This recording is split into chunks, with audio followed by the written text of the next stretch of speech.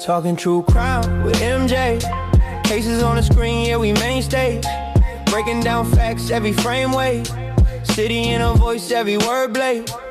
They throw dirt, plot in a group chat, smile in her face.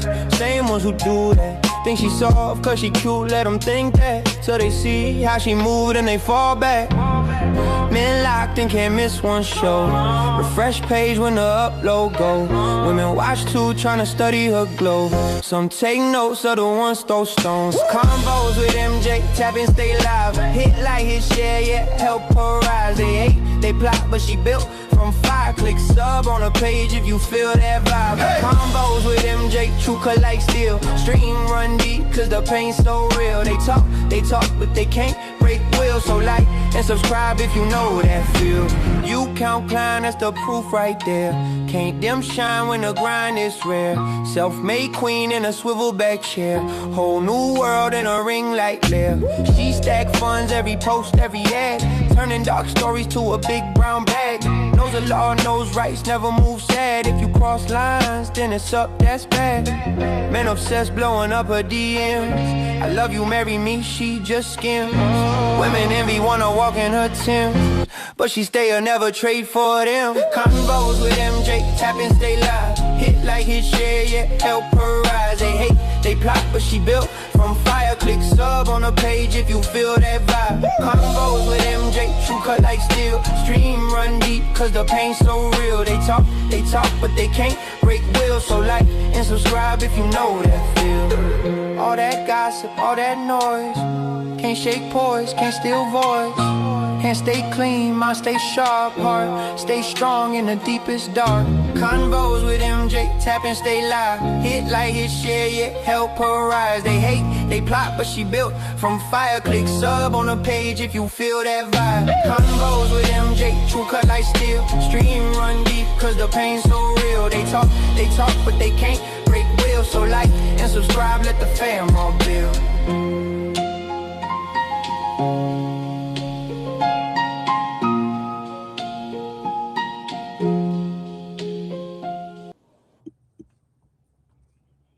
What up, party people? I am back. It felt like I've been away forever. How you doing?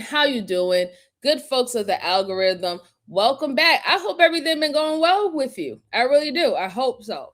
I've been extremely busy, so apologize for my absence. I've been traveling, training. My city been going on fire. Shout out to my New York Knicks. We won the championship. It's a wonderful thing to see. I'm glad that I was able to see them win a championship because I've been waiting for a long time. I've always been a Knicks fan, but I just, but I always root for the underdog. I like the underdog team, so I always rooted for them. So I'm so happy about that. My city has been crazy. My city's gonna be crazy on Thursday again. Lord, please help me, help law enforcement, help us, please, because we're gonna need your help. Because we've been stressed. Okay, we've been severely stressed. We've been clocking 12-hour shifts, working 10 days straight. We've been stressed, but you know what? All's well that ends well. So I definitely hope that everybody's been having a good time and everybody's enjoying their summer. Everybody had a good Memorial Day. Shout out to, my vets and, from the past, salute to them for their sacrifice, and everything that they did for our great country. And, don't worry, us vets, they're still living. We got Veterans Day coming up. So y'all know what it is. So I have 3 cases for you guys. Make sure you're hitting the like button while you're coming in. Make sure that you share and subscribe to anyone who like these immersive conversations where we go over cases. I know there's a few cases right now that is really hot topics, really hot topics. The one with the Carmelo Anthony, that case, I'm going to do a video because there's a lot of things going on and it's still ongoing. So I'm going to do a video when more facts and evidence starts to come out. Then we'll go over that on this channel. And then I'm still working on my my David video for you guys, a DV David, whatever his fucking name is.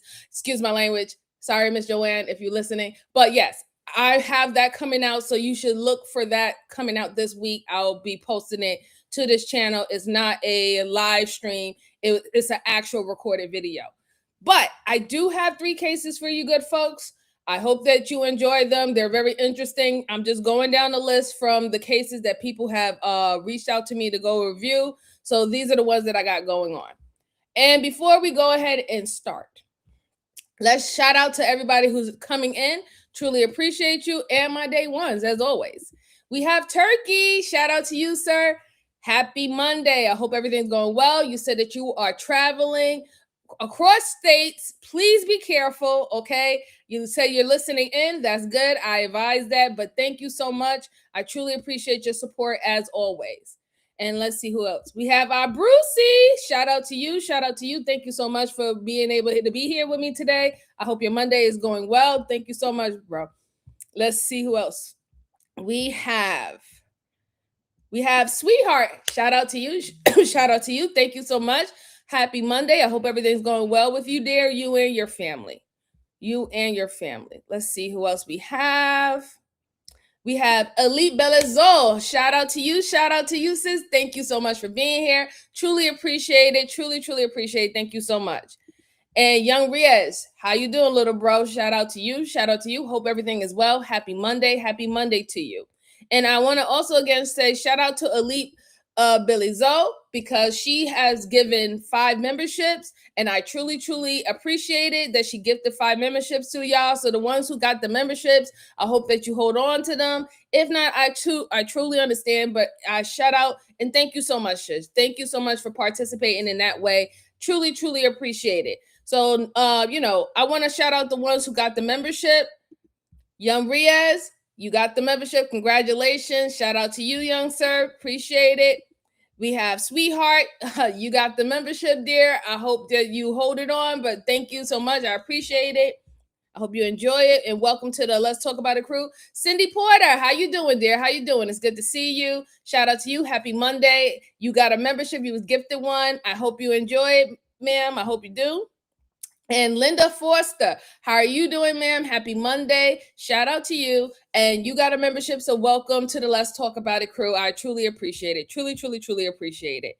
Oh, and we have one more. Eric Rose Sauce. Shout out to you. Happy Monday. I hope everything's going well with you. And welcome to the Let's Talk About It crew. Appreciate it. Appreciate it. Then we also have Mr. Bot came in. Well, how you doing, Mr. Bot? It's good to see you. Happy Monday. Shout out to you. Hope everything is going well with you. Hope everything is going well with you. Let's see. Oh, we got Sebastian. Hi, Sebastian. How are you? I hope everything's going well. Shout out to you and happy Monday. I hope everything's going well with you. Truly do. Jensen, how are you? Shout out to you. Happy Monday. I hope everything's going well. Truly appreciate it. And she said, yeah, they're great. yes. I'm so happy that they was able to do it. I'm so happy, And we got Problem Child. What's going on, Problem Child? How are you doing? How are you doing? It's good to see you. Shout out to you. Happy Monday. Happy Monday. He's like, Bruce said forever. I had a white beard for You know what? It's been forever.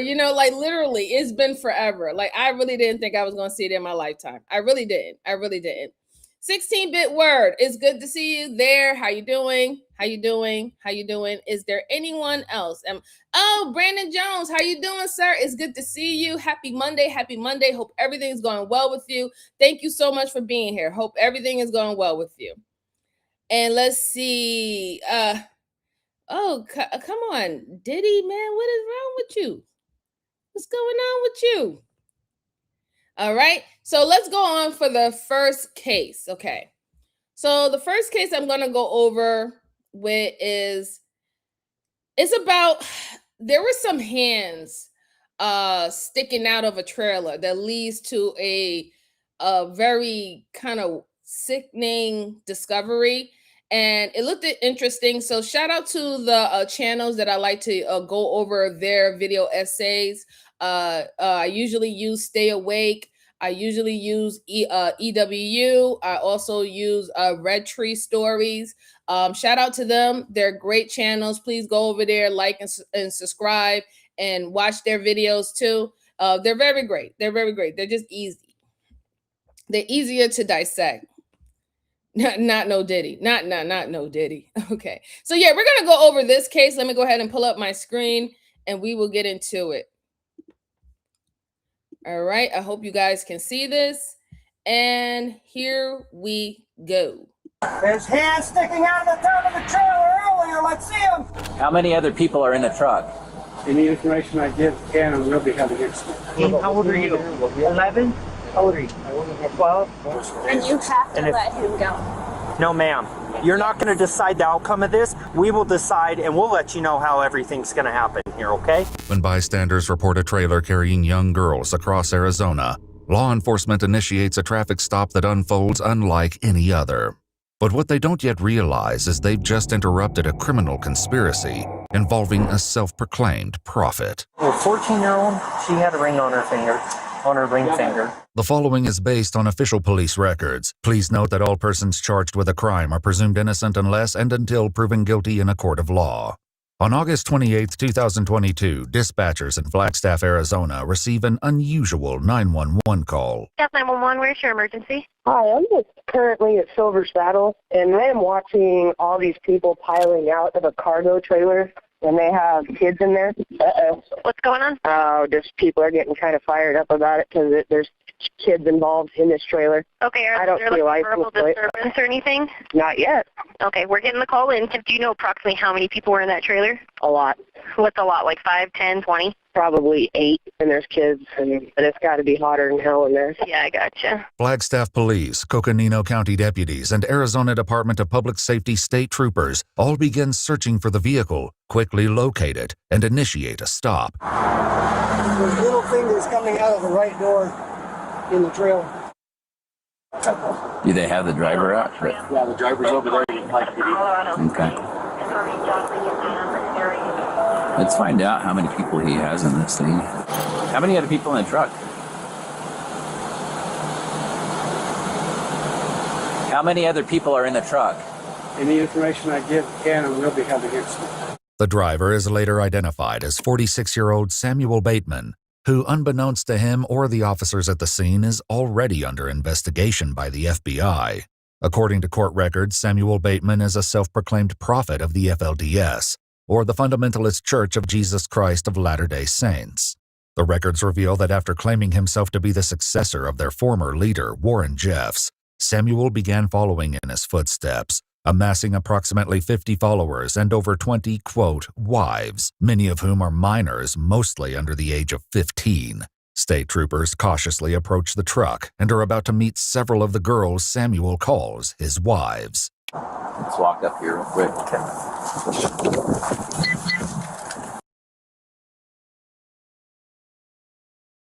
All right, so I'm going to stop it there. It seems very self-explanatory. It seems like this is like some type of cult type of situation, religious cult. And it seems that he is literally hurdling women from ages of under 13 to maybe 25 or mid-20s in this trailer, right? Now, I think we're going to see some video footage of them trying to basically argue or be combative verbally with the police in regards of their husband or whoever this guy is to them. And we know that when we dealing with these type of cults, is a lot of brainwashing and conditioning that happens in it. A lot of people like to use religion to do that, to brainwash an individual stuff. But even if we take that out of the picture, let's say, for example, they all agreed, right? Even though we know that the ones who are underage cannot consent to anything. But let's say the ones who are overage, they consented to this type of environment or being in this type of relationship with them. Do you know how dangerous it is to have like 15, 20 people in the back of a trailer with no air? We don't know if there's any water. We don't know if they actually was able to get out and go to the bathroom or go, use the pit stop, get food. We don't know any of that. And it seems like, the temperature there could be like maybe 75 or 85. So in that trailer, it could feel like it's 99 degrees. It's just very unsafe. It's a very unsafe situation due to anyone's health, especially younger people's health. So we just have to take that. We have to just take that into consideration as well. That was really the main reason why somebody called it in, is because when they saw that there was actually human beings back there and it's kind of locked, or they was trying to like open it up to get air, they're thinking like how I'm thinking. How are they breathing? How are they breathing? The air quality in there has to be horrible, trash. We don't know how long they ate. We don't know anything. So, yeah. Let's see. All right, so we're going to just go ahead and block you, because I just don't talk to individuals, who say foolish things. But hey, let's see. Hadley says, how you doing, Hadley? She said, this video is so sad, where minors are probably getting trafficked. Yeah, I agree. You probably seen this video, right? You probably have seen it. But let's go on.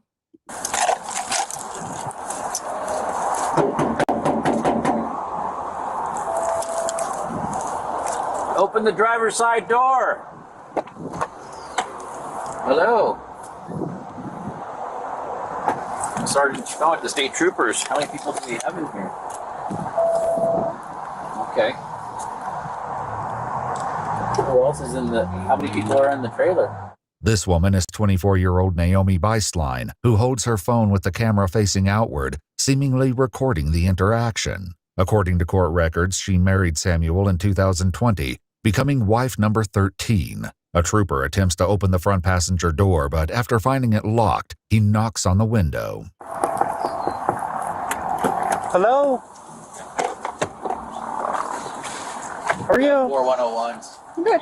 How many people are in the trailer? How many people are in your trailer? Do you have ID on you?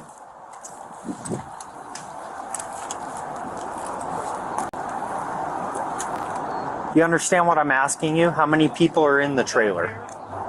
I stand on. This woman would later be identified as 19-year-old Moretta Johnson. Like 13. According to the same court records, Moretta is the daughter of one of Samuel's male followers and was taken as his wife while she was still a minor. The documents reveal that in 2021, she had a baby just 7 months after she turned 18, meaning she almost certainly conceived when she was 17. Let's get everyone out of the car. Come on out. Everyone out of the car.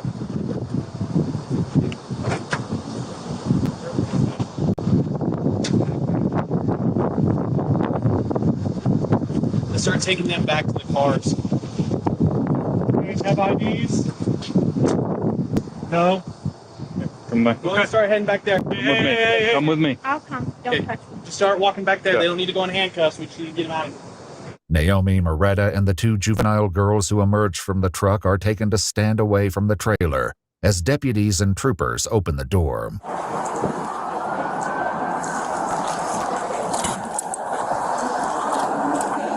Where are the hands? Let's see the hands. Let's get that other door open. So There's hands sticking out of the top of the trailer. There's a curtain. There's hands sticking out of the top of the trailer earlier. Let's see them. Let's see your hands. They're in front. Behind the curtain. Okay. Keep your hands up for me. Go and walk out towards me, okay? Try not to slip, all right? Just keep walking. Yeah, Is there anybody else inside the trailer? With everything No? now. Perfect. Okay, Brucey. Everything. Discernment with everything. Thank you, guys. Just head back there. According to court records, 2 FBI informants gained the trust of Samuel and his followers, and he allowed them to film him and his wives as part of a documentary. They first met Samuel when he arrived from Colorado City in what's described in court documents as a large SUV packed with women and girls, the youngest of whom was just 9 years old. So I wanted to stop it right there because that's something that's very interesting, right? So a reporter was able to have an interview with this guy and some of his wives, I guess pretty much the older ones, right? I don't think he would be interviewing the 10-year-olds, 13-year-olds, and in probably even lower in age. I don't think they will be interviewing them per se, but somebody was able to get close enough to him to interview him about his lifestyle, what's his agenda, and all the stuff like that. And you know what's so funny? That just really shows a lot, because you would think that if somebody consciously understands that they're doing something wrong, right? If they can if they really know that they're doing something wrong or something that is perceived wrong when it comes down to the rule of law, most of the time they're not going out there to do any interviews, right? They're not trying to let people know what's going on and stuff like that. So that type of ego where you're like, okay, well, I'll do this interview.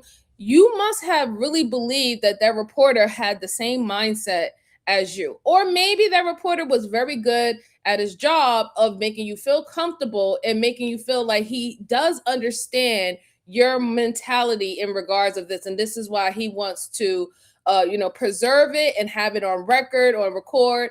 But I'm glad that that information of that interview was given to the detectives and the police that was involved in this.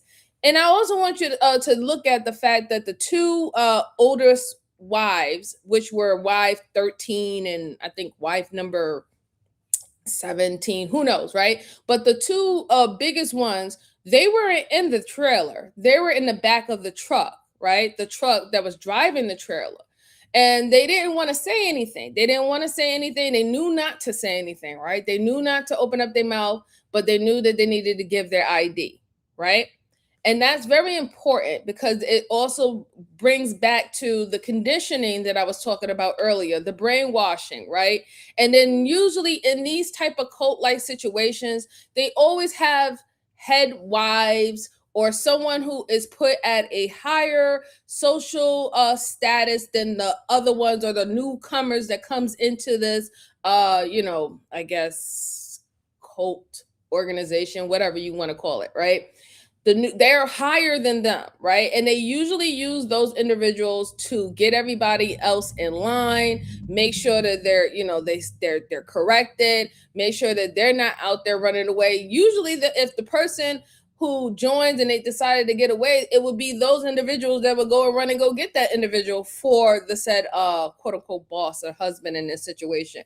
So I wanted to point that out. Those two things that I'm getting right now in this situation.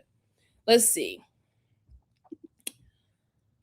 Oh, I miss you too, Brucey. I miss you.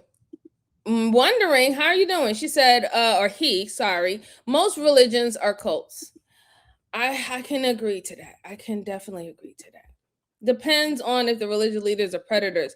You know, there's so many that could be, right? Because we don't really know the reason why someone joins a religion.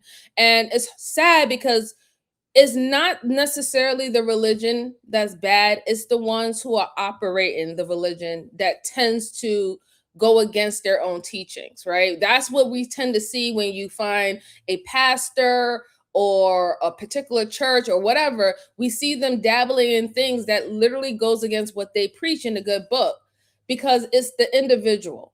And unfortunately, when it comes down to religions or even organizations, individuals can destroy it, right? Those certain individuals can destroy anything like that, organization, religion, a team, you name it, because you don't really know what they're really there for until you see something else. Most of them are, unfortunately. Yeah. I saw the half of the story before. 8 couldn't see the rest. It was too sad. Oh, man. Let's go on. Though the authorities on scene are unaware of this investigation, their actions during this traffic stop will soon ignite a chain reaction they could have never anticipated. After Samuel is informed he's being detained, he's read his Miranda rights and placed in handcuffs. The 3 girls from the back of the trailer are brought to stand with the others as a state trooper attempts to learn their ages. How old are you? 14. 14. How old are you? 11. How old are you? 12. You? How old are you? Do I have to say? How old are you? How old are you? I don't have to say. You don't have to say, or are you just following her? I don't have to say. Okay. And you? I don't have to. Okay. Well, we're going to identify each and every one of you before we leave today, okay? When the trooper notices that Naomi still appears to be recording, he instructs everyone to set their phones on the hood of the vehicle. However, the request doesn't go smoothly, as Naomi appears to try propping up her phone so it can continue recording. So instead of playing games, let's just put them there like I just asked you to. I need you to write your first name, middle name, last name, and a date of birth. Like I said, I need to identify each and every one of you. The trailer is searched, ensuring no occupants remain anywhere in hiding. According to police records, the trailer contains an empty baby stroller, a couch, and a 5-gallon bucket equipped with a toilet seat. The trailer also lacks air vents or any form of air circulation, a serious concern in the hot climate. Does everyone have water? Anyone like needing water or anything? Yeah, you guys? Okay, we'll do that as soon as our investigation is done here, okay? Why children are being transported in a vehicle, we're getting calls about hands sticking out of a vehicle, out of the trailer. So that is why we're contacting you guys, because it is unsafe for children to be riding in a trailer. They're not properly seatbelted, and we need to do an investigation and figure out what's going on, okay? Do you have any questions? Yeah, isn't that legal in Arizona? No, ma'am. The trooper reassures each of them that they are just conducting an investigation, and none of the women or girls are in any trouble. What about him? At this point, he's detained right now. It really makes me mad. I understand that, but like he said, once we do our investigation, we can figure this out. We just need you guys to give us a And reason. you have to let him go. No, ma'am. You're not going to decide the outcome of this. We will decide, and we'll let you know how everything's going to happen here, okay? Still, Naomi doesn't appear to understand why Samuel is being detained in the first place. So isn't it legal to ride in the back of a truck in Arizona? They have to be properly. Where's your parents at? Mom or dad? Legal guardian? Mom's here in town. Mom's here in town? Yes. Is this where you guys were going? Was Flagstaff? But mom's in Flagstaff? Yes, she is. Okay. Okay. And do we have a way to contact mom for her? Yes. Okay. Do you have the phone number? Yes. Okay. Can you give that to me? I don't have it memorized. It's on my phone. Okay. All right. We'll get it in just a second. So does your mom know where you're at right now? Yes. Yeah. Yes? Okay. Will you quit answering for everyone else and let me talk to each and every one? How old are you? You can say on mine. Okay. Hi. So do How me you a favor. doing? When I Welcome. talk Happy to you, I'll Monday. talk to you. When I talk to someone else, don't answer for them unless you are legal guardian of them and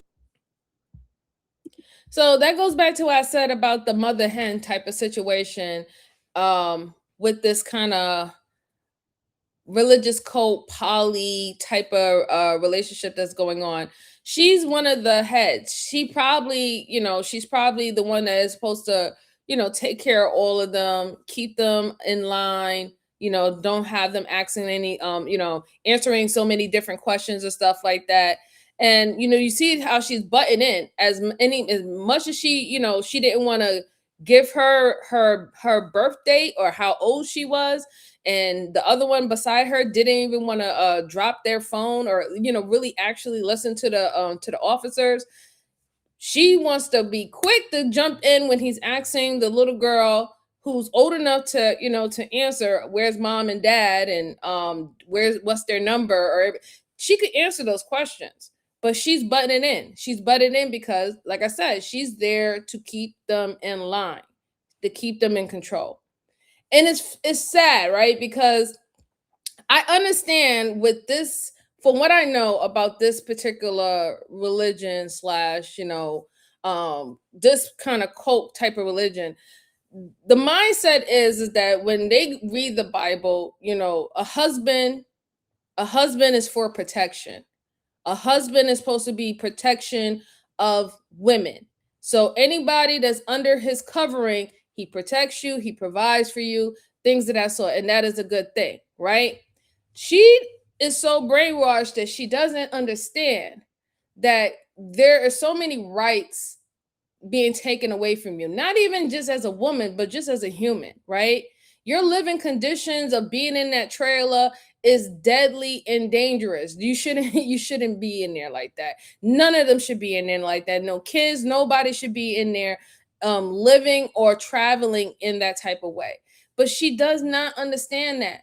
She doesn't understand it because in her mind, she's doing what God told her to do. She's doing what God told her to that is her job, to be a wife and this, and then the instruction, whatever the instructions her husband gives her, that is what she's supposed to do.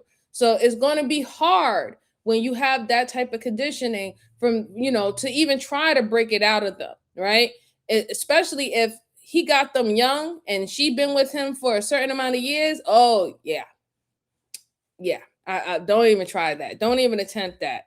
She will literally fight you, harm you for trying to protect her or remove her from danger because she doesn't see it as danger.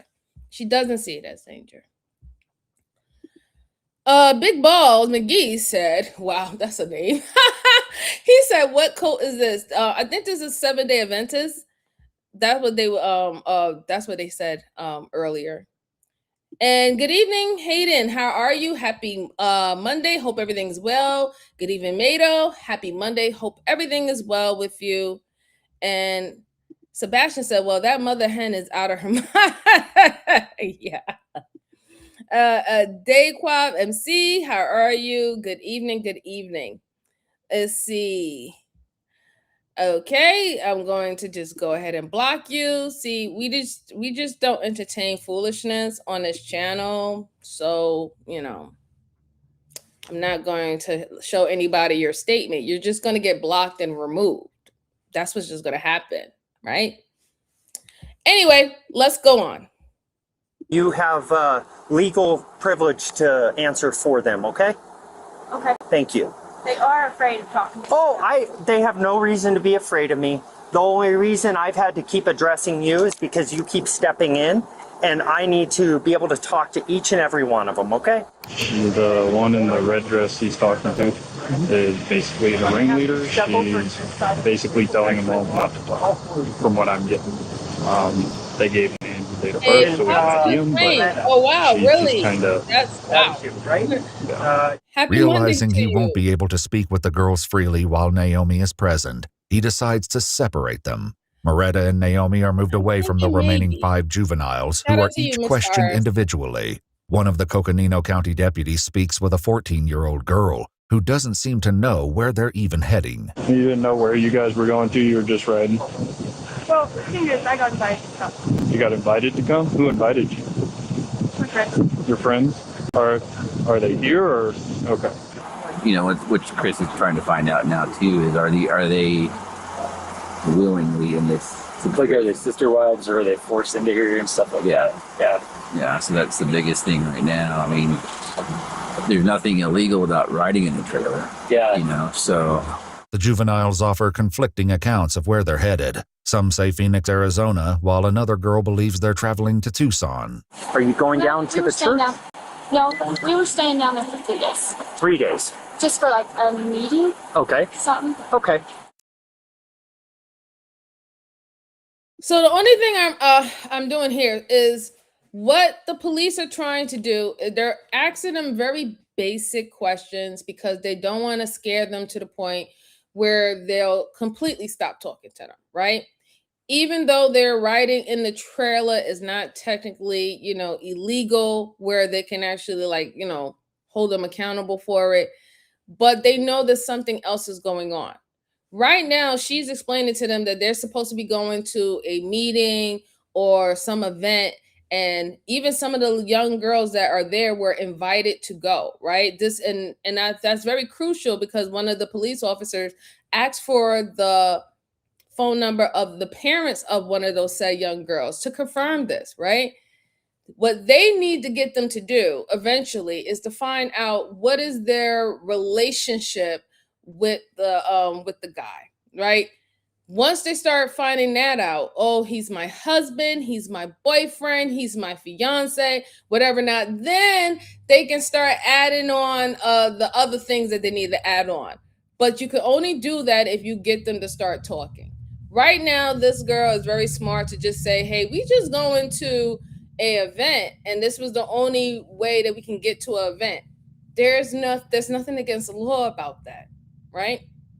There's nothing against the law about that. But if you get the younger girls who are not conditioned and brainwashed by the man, and they like, listen, my mom said that I belong to him, or he's going to be my new husband and stuff like that. Woo, that's going to open up a big can of worms going forward.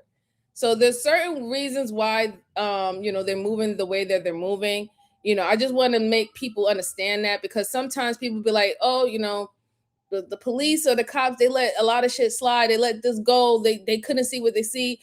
And in some situations, that could be true. But most of the time, when you want to actually pull something out to really get the truth, you got to be patient.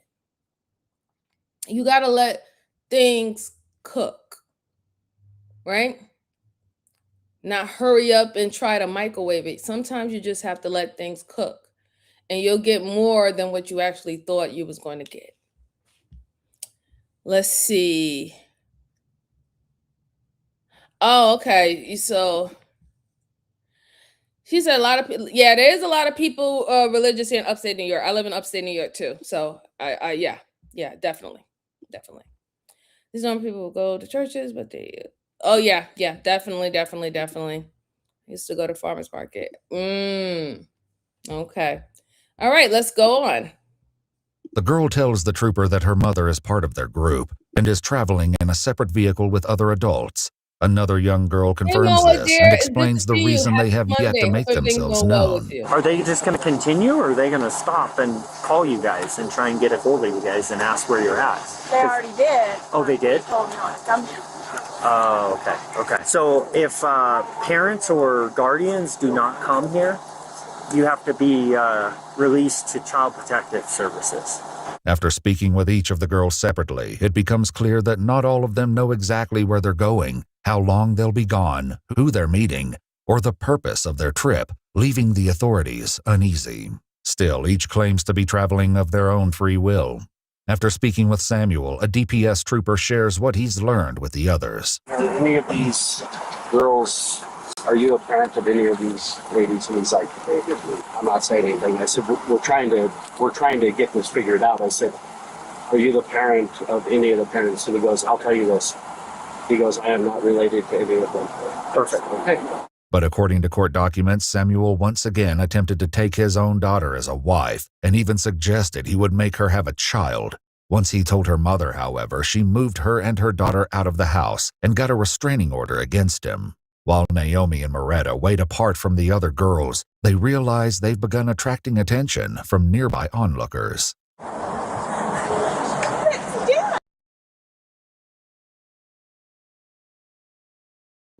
Oh my God.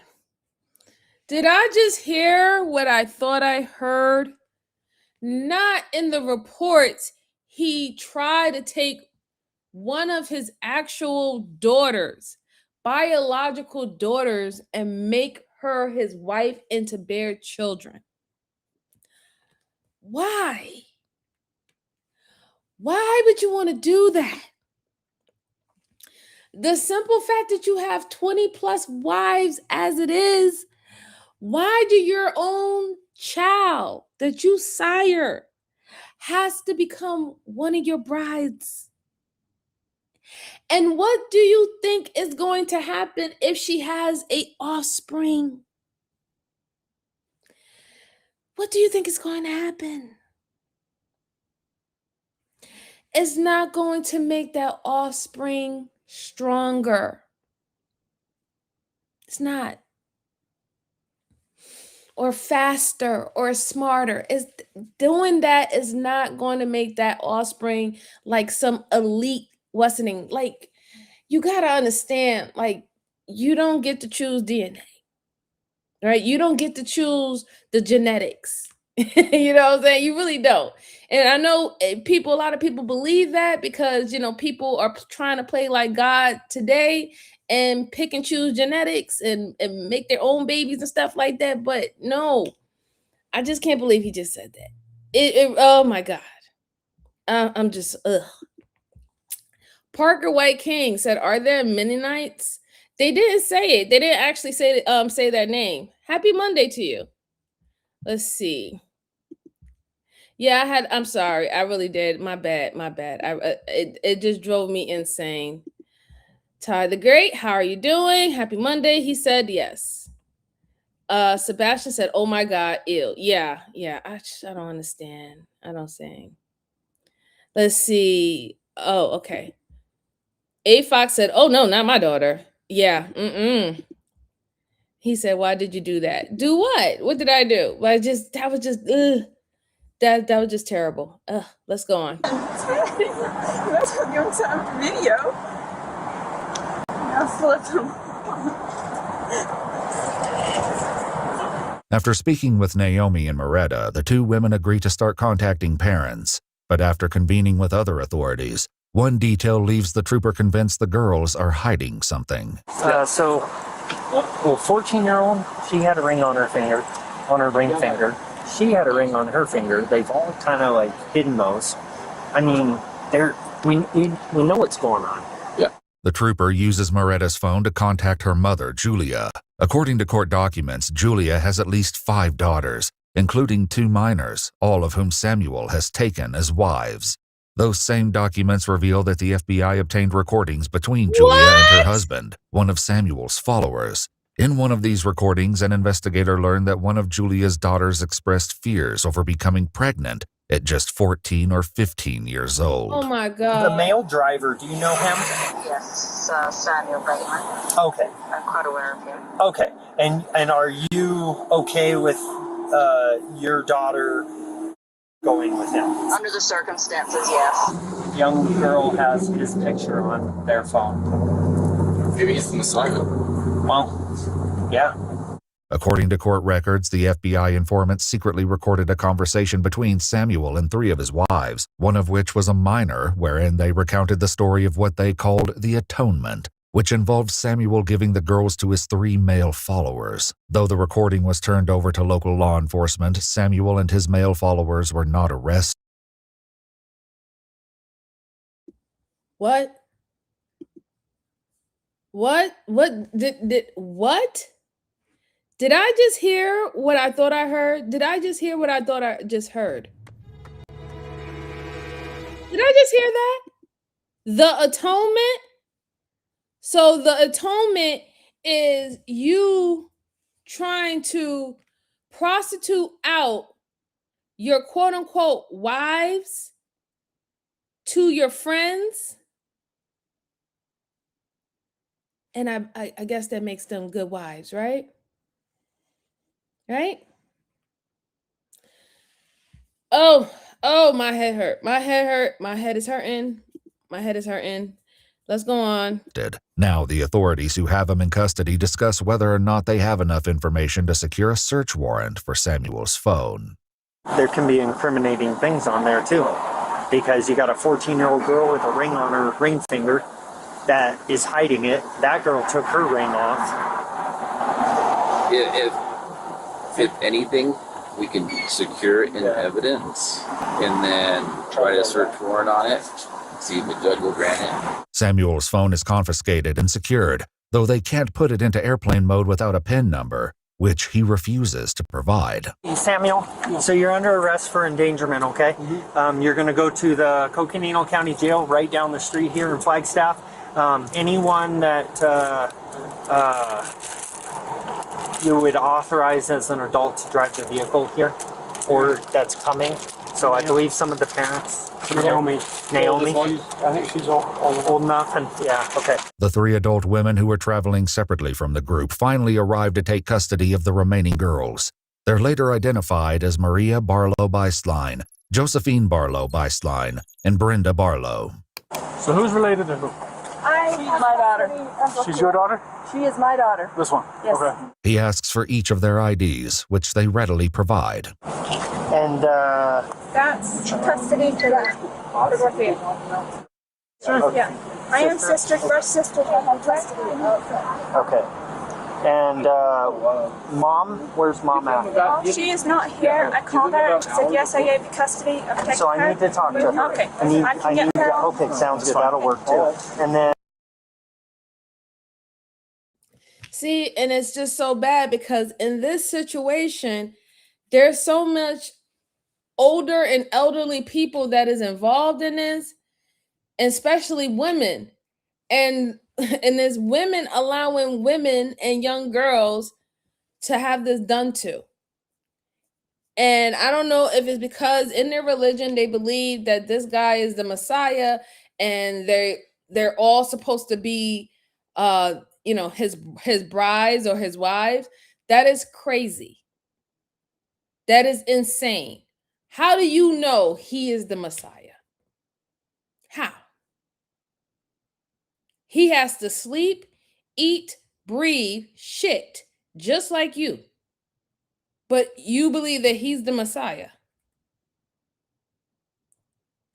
It just hurts my heart to see a woman, an elderly woman there, fully gray, and she's a part of it.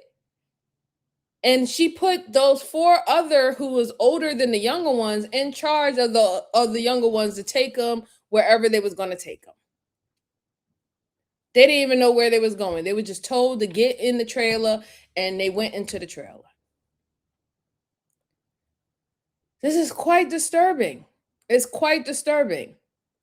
The bad, the fortunate part about it is that, yes, if it comes down to being human trafficking, if it comes down to some polygamous, what's the name? And we don't know in this state, they can have more than one wife. I mean, technically in America, you're not supposed to have more than one wives.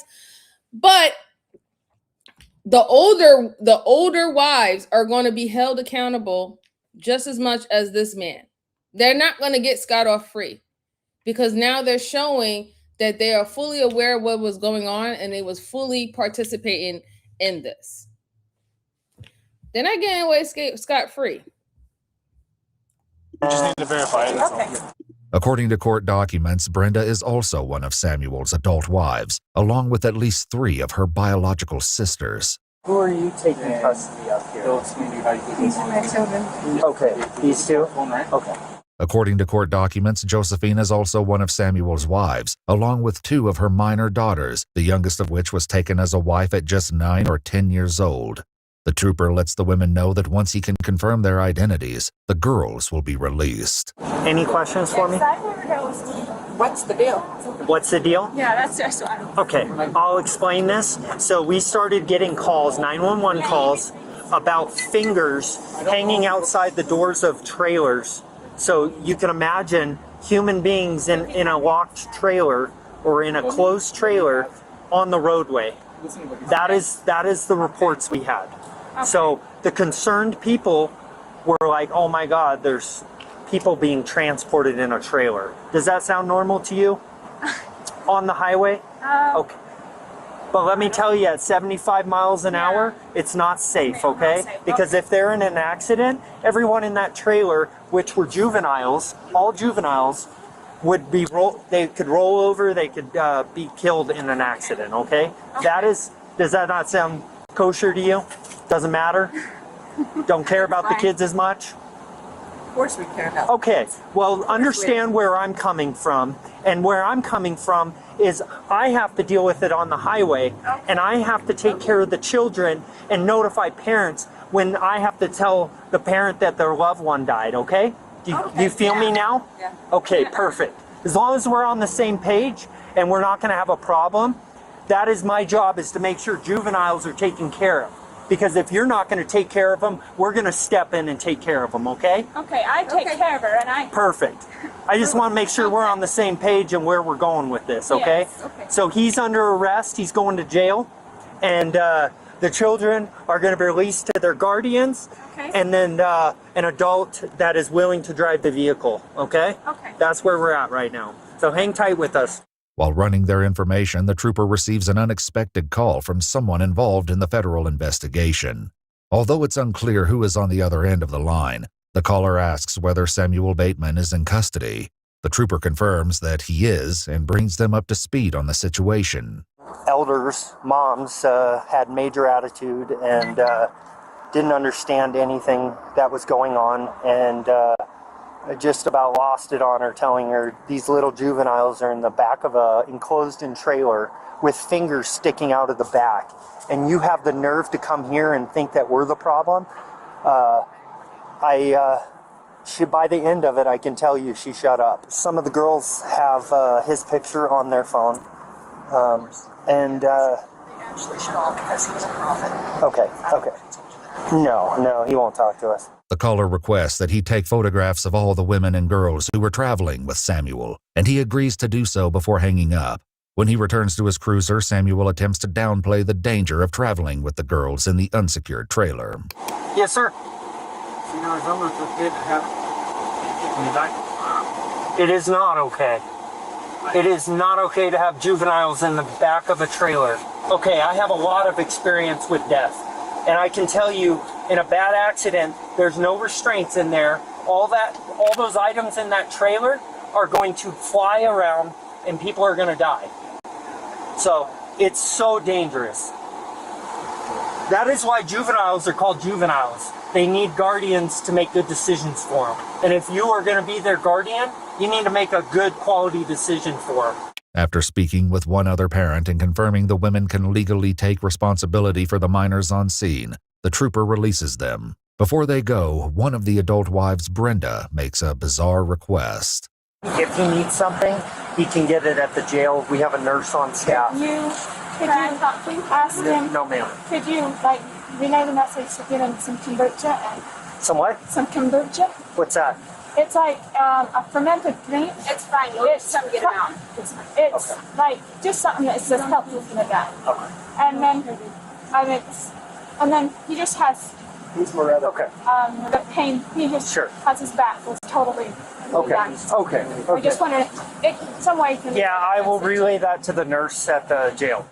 Following Samuel's arrest, the FBI investigation took a major turn. According to court documents, once the family bailed Samuel out of custody, he began to inquire about how to factory reset his phone. According to the FBI informant, the wives picked up a shredder, which she assumed was to shred the journals they kept. Court records show that Samuel then began instructing his wives to delete his Signal account, which he used to communicate with his wives and followers. According to court records, in September of 2022, Samuel was arrested on warrants related to destruction of records, and an FBI raid was executed at 3 of his residences. The documents state that following this raid, 9 minor females were taken into Arizona DCS custody.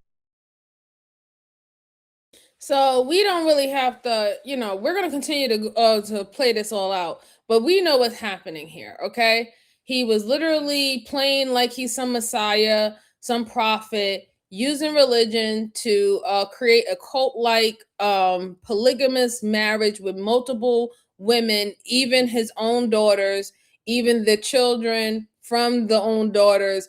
That's what he was doing. And then he was also trafficking them out to his friends, saying that, hey, you have to do this or to be a good wife and all the stuff like that. That's what he was doing.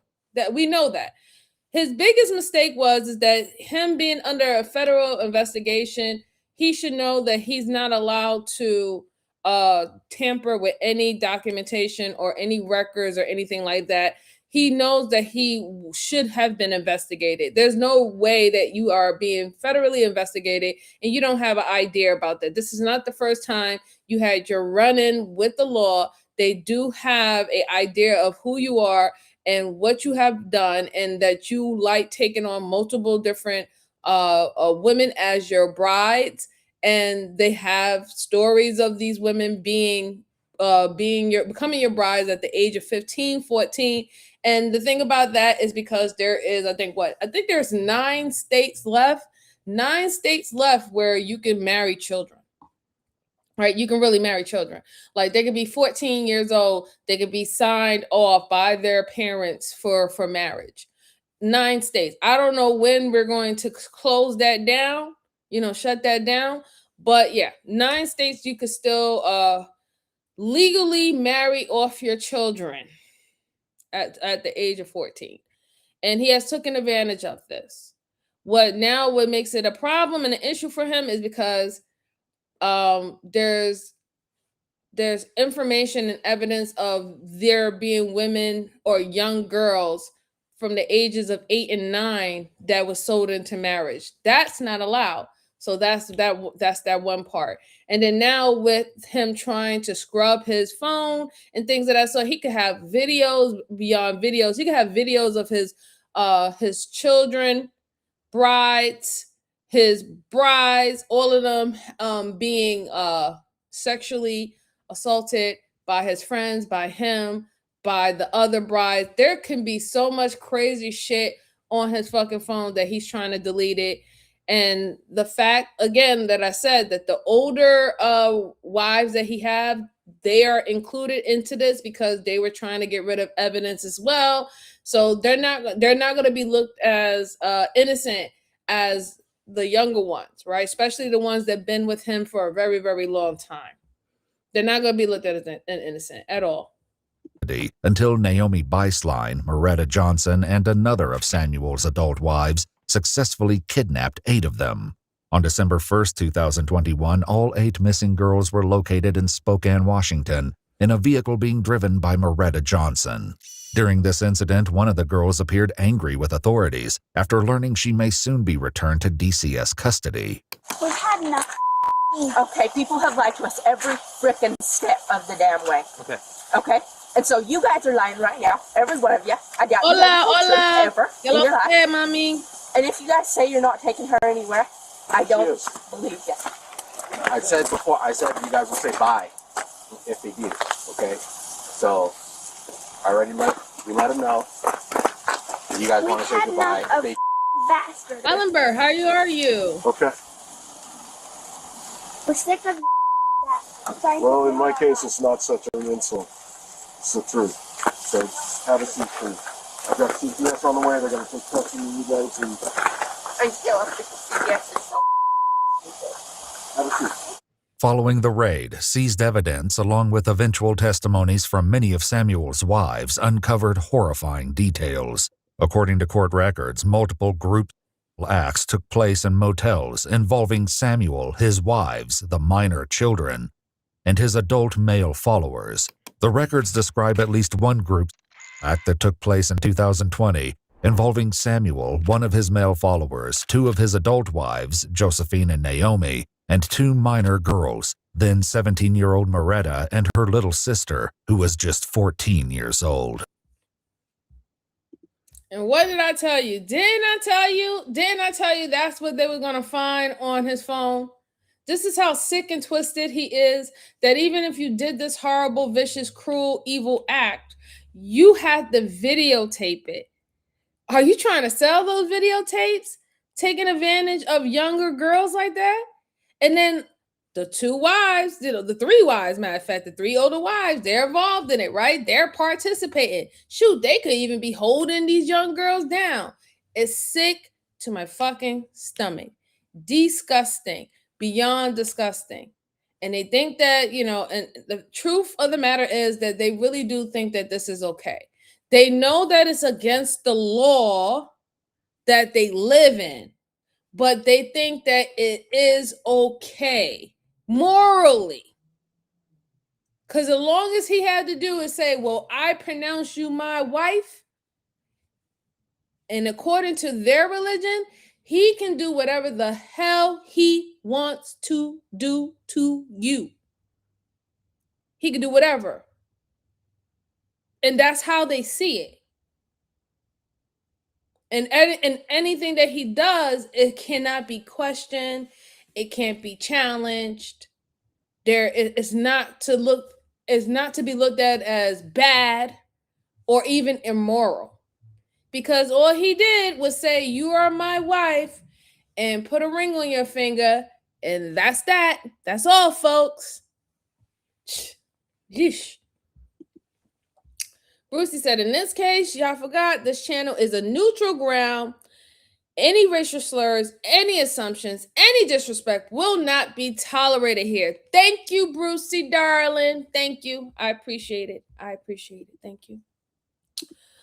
Goldie Gams, how are you? Happy Monday. He said, this is why they like homeschooling and hate sex education, advocate for child marriage and ban abortion, want to appeal the 19th Amendment, and so much worse. I see the play.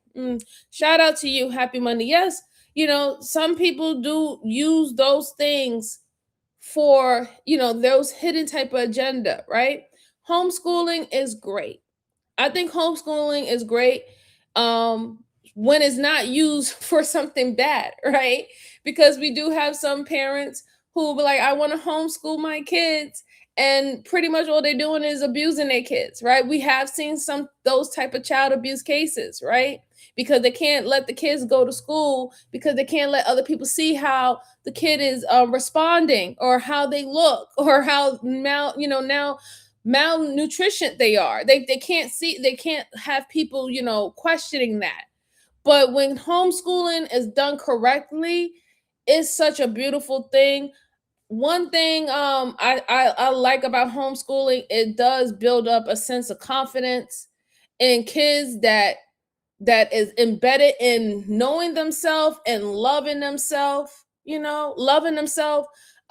they don't have to look for outside validation, right? When we go to regular schools, which is even great too, because that's how you get your social education. Regular schools, you have to build up your confidence, and it takes time. Like, some people get it early, and then some people get bullied until they can't get bullied anymore, right? And then those individuals tends to become bullies because they've been bullied the whole entire time. Now they want to be on the other side of the foot, right? But it's always like having this like there's a sense of seeking outward validation that I see play more when children goes to schools, public schools, charter schools, whatever not. And I see a little bit more groundedness when it comes down to homeschool training. So it's bad that, when people do that, when they use it for bad, and they have these hidden agendas and stuff like that, why they want to keep children home isolated and things of that. So it really it sucks. It really does suck. Let's see. Irving, how are you? Happy Monday. Thank you so much. Truly, truly, truly appreciate you. Truly appreciate you. Thank you. Thank you, thank you, thank you. Brucey said, I would rather homeschool my child than put in jail for asking what my child is learning in public school. I understand. I totally understand that. Like, I homeschooled my child for a couple of years, and then I sent him, into regular schools, a charter school, and things of that sort. Even a private school. I had him go to private schools as well.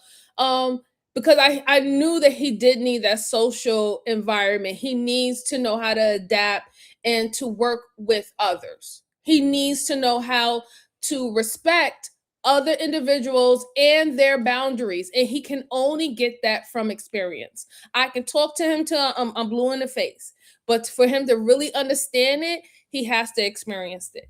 So I appreciate you. Yeah. Thank you so much, Breezy Yeet Man. I truly appreciate you for sending a flower. Thank you, thank you, thank you.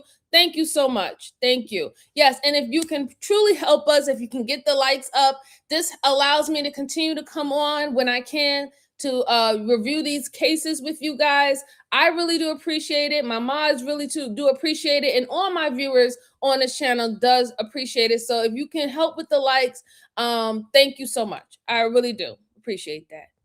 And Breezy also sent a floating heart. Thank you so much again, Breezy. I truly appreciate you. Truly, truly appreciate you. And Sweetheart sent a flower. Thank you, darling. Thank you so much. I truly appreciate you as always. Thank you so much. Brucey said, absolutely. He wouldn't get that at home. He has to learn social skills. Yeah. That's what I'm saying. I say do homeschooling. And even if you don't want your kids into like regular schools, right? You could do homeschooling, but please get them in social activities outside. I don't care if it's the YMCA. I don't care if it's a sport, debate team, playing an instrument, whatever you can do. Just try to make sure that they get that those social skills. Okay. Truly appreciate it, ma'am. Truly, truly. All right, let's finish this out.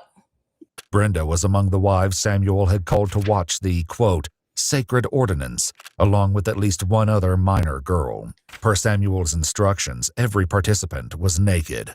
The documents also revealed that Samuel required his male followers to perform acts on him as, quote, an atonement for their wicked deeds. I hope you realize how wicked you are. I'm very, very sorry about everything. We didn't lie to you about saying goodbye, though, so. According to court records, on April 1, 2024, Samuel Bateman accepted a plea deal, pleaded guilty to conspiracy to transport a minor for criminal activity and conspiracy to commit kidnapping. He received 2 50-year federal prison sentences to be served concurrently, to be followed by lifetime supervised release. In exchange for testifying against Samuel, several of his adult wives were offered plea agreements that reduced their charges and potential sentences. According to court records, in April of 2024, Josephine Barlow Beislein accepted a plea deal, pleading guilty to 2 counts of persuading or coercing travel to engage in sexual activity. She was given 2 180-month sentences to run concurrently, plus lifetime supervised release. According to court records, in February of 2024, Brenda Barlow accepted a plea deal, pleading guilty to conspiracy to commit tampering with an official proceeding, and was sentenced to 3 years in federal prison. She was granted supervised release on August 14, 2025. In December of 2023, Moretta Johnson accepted a plea deal, pleading guilty to misprision of a felony. And in August of 2024, Naomi Beislein accepted a plea deal, pleading guilty to conspiracy to commit tampering with an official proceeding. Moretta and Naomi were each granted a sentence of time served, plus supervised release.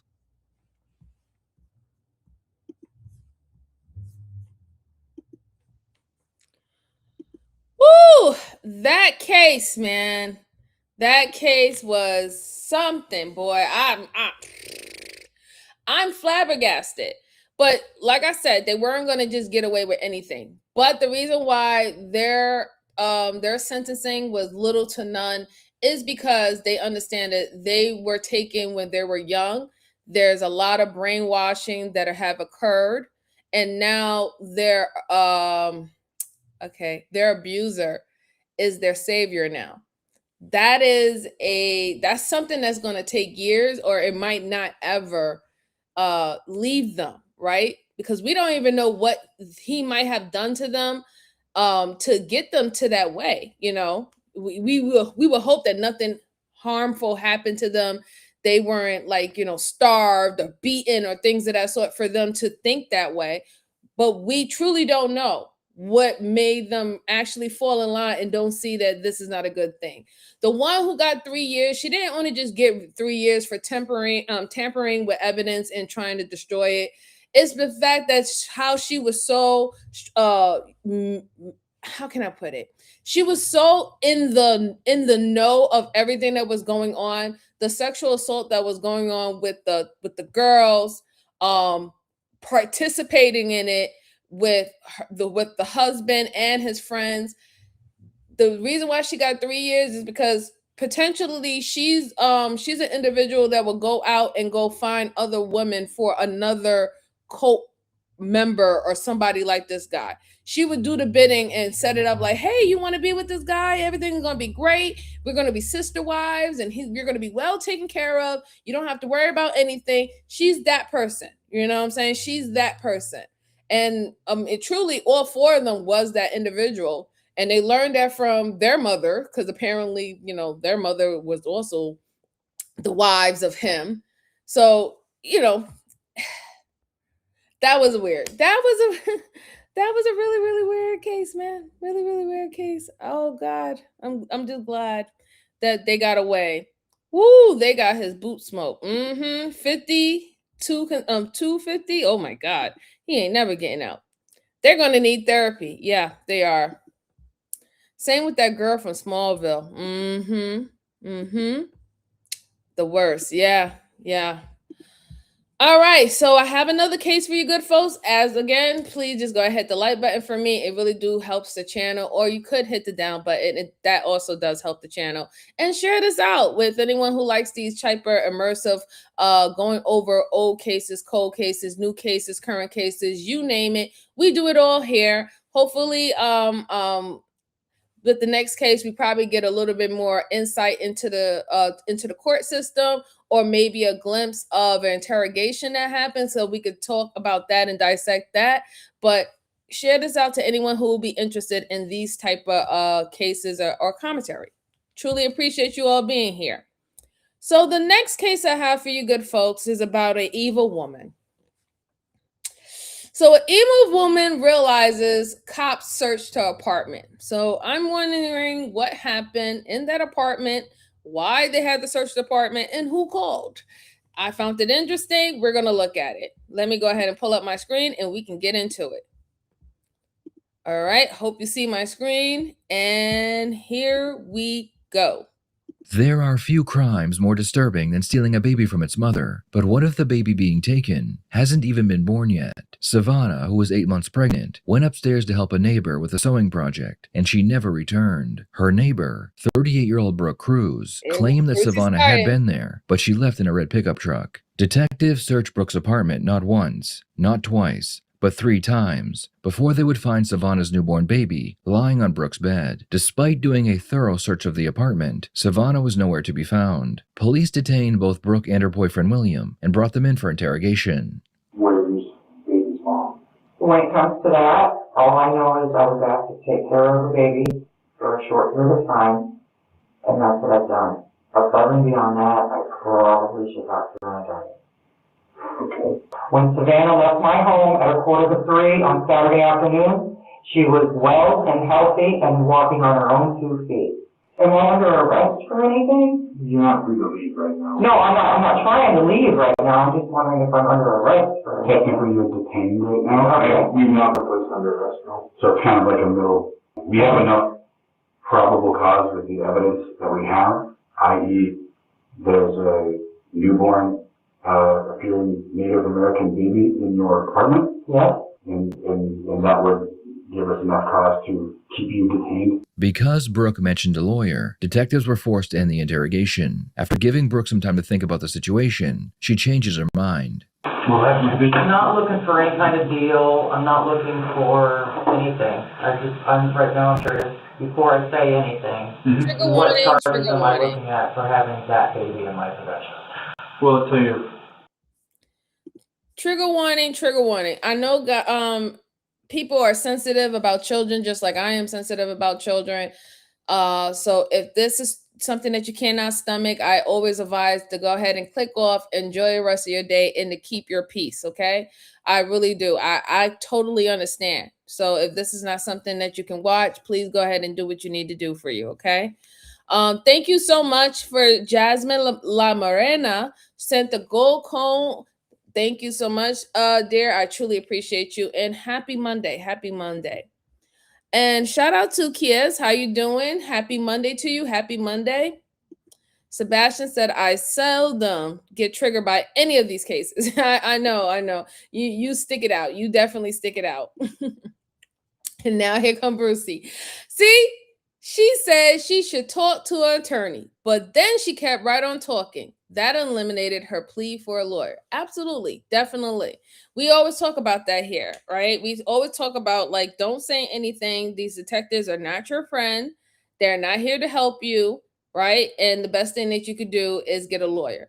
Usually when people start continuing to talk, even though they said that they wanted a lawyer, is because they're more concerned about being perceived innocent to the people that they're speaking to right now. So they don't understand that these individuals don't care if you're innocent or not. They want the evidence, and as much evidence that they can get out of you is good. If it makes you look squeaky clean, great. If it throws you under the bus, even better. That is their job. That's their job. They're not here to be your friend. They're not here to,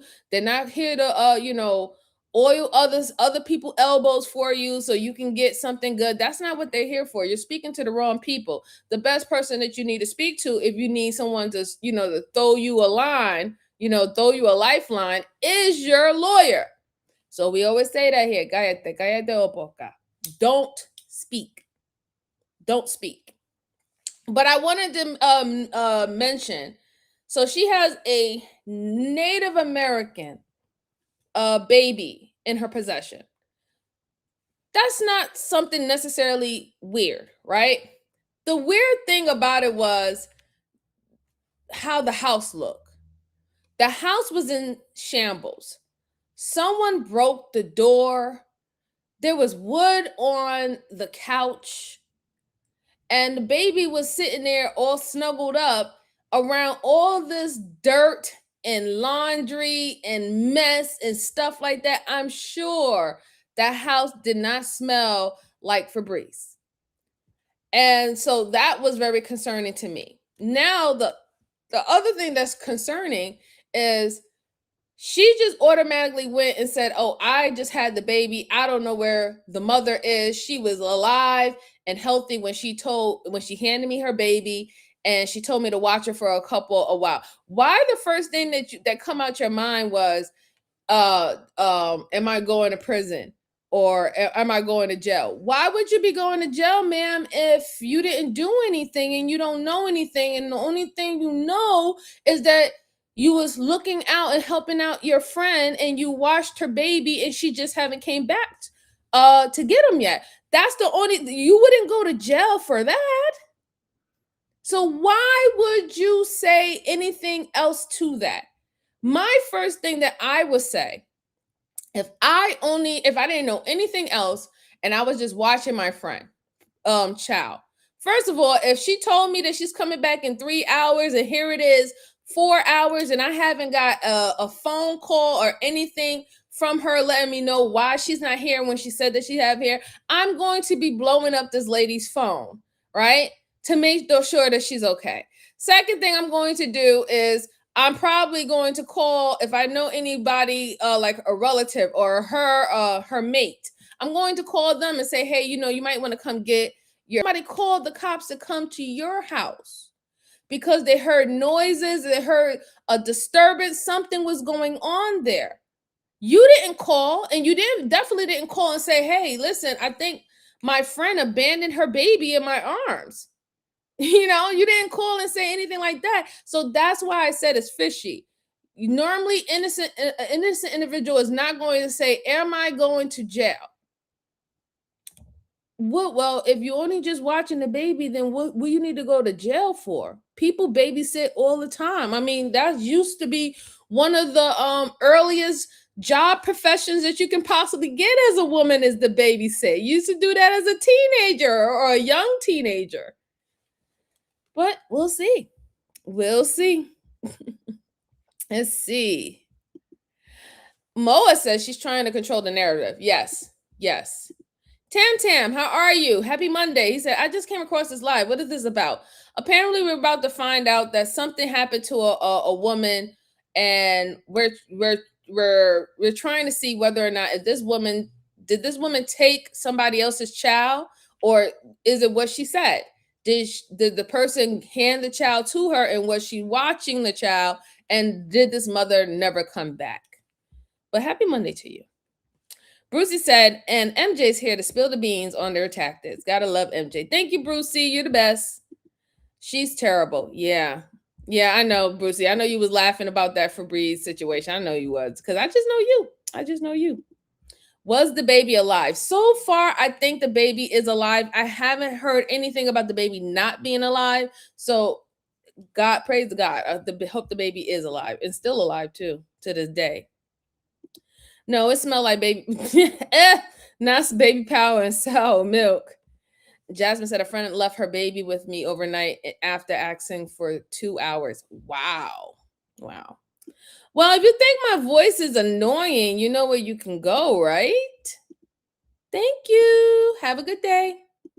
All right, let's go on. That's not up to us. what they're finding at your apartment as they continue to. Well, they to can't search. be finding much at my apartment because there's nothing at my apartment to find. Okay. So, all I'm concerned about now is what kind of trouble am I looking at for having the baby in my possession? Okay, well, let me start by saying that I met Savannah many weeks ago, and she was not happy. She was not happy with her parents, was not happy with her life. That car that everybody says, well, why would she leave it? It's her car. Was her car in name only. She approached me, we started talking. Initially what happened was I went downstairs to ask because the Gray Ones have a really bad habit of accusing people of stealing from them or doing them dirty. Like, Okay. did you steal my fishing poles? Did you steal this? Did you steal that?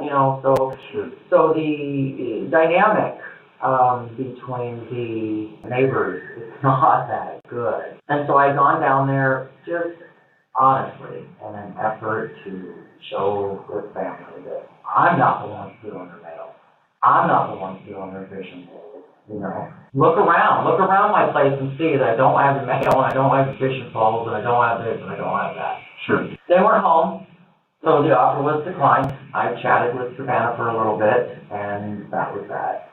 She was just sick of it. She felt like she was doing, pulling all the weight for the family and doing this and doing that, and wasn't with her boyfriend. Apparently, he had cheated on her, and a couple of times, I guess. And without going into any details, she just said that she was sick of it and wanted to get away. I wanted to let her know that she could trust me and that I wasn't going to tell her mom or her dad what was going on.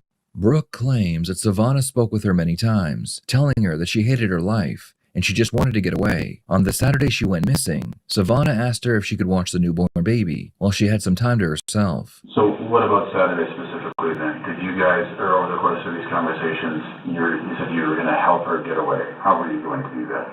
I basically... So what I wanted to point out, outside of, she's definitely, hi Angie, how you doing? Happy Monday. She is definitely lying through her teeth. She's 100% lying to her teeth.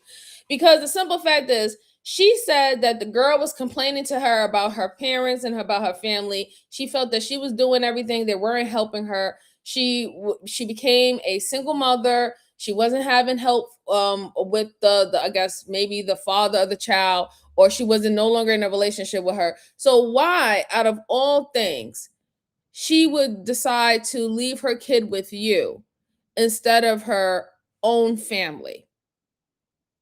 Because even what you explain, that doesn't, I don't hear abuse. I don't hear a drug problem. I don't hear alcoholism, nothing. In fact, you said that the family said that you were stealing their mail and stealing things, stealing their property. So why would the family think that way about you? But then she'll trust you with her 1-year-old daughter instead of her own family. No, it doesn't make sense to me. It really doesn't.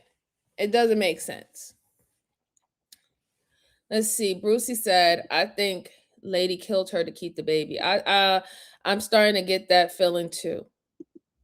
Who leaves a newborn? Jasmine, there's so many young mothers and mothers who are going through a lot of mental issues, who, especially when they have a newborn, that they leave their child, but in this situation, she had her child for at least 1 year, at least 1 year. And then now she quote unquote just disappeared out of thin air.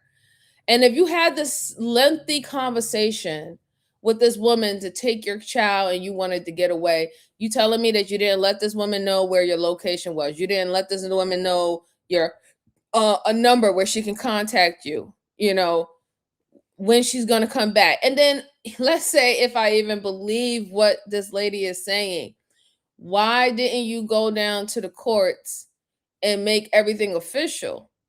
The child's been staying with you, right? You've been feeding the child, you've been cleaning the child, you've been clothing the child, right?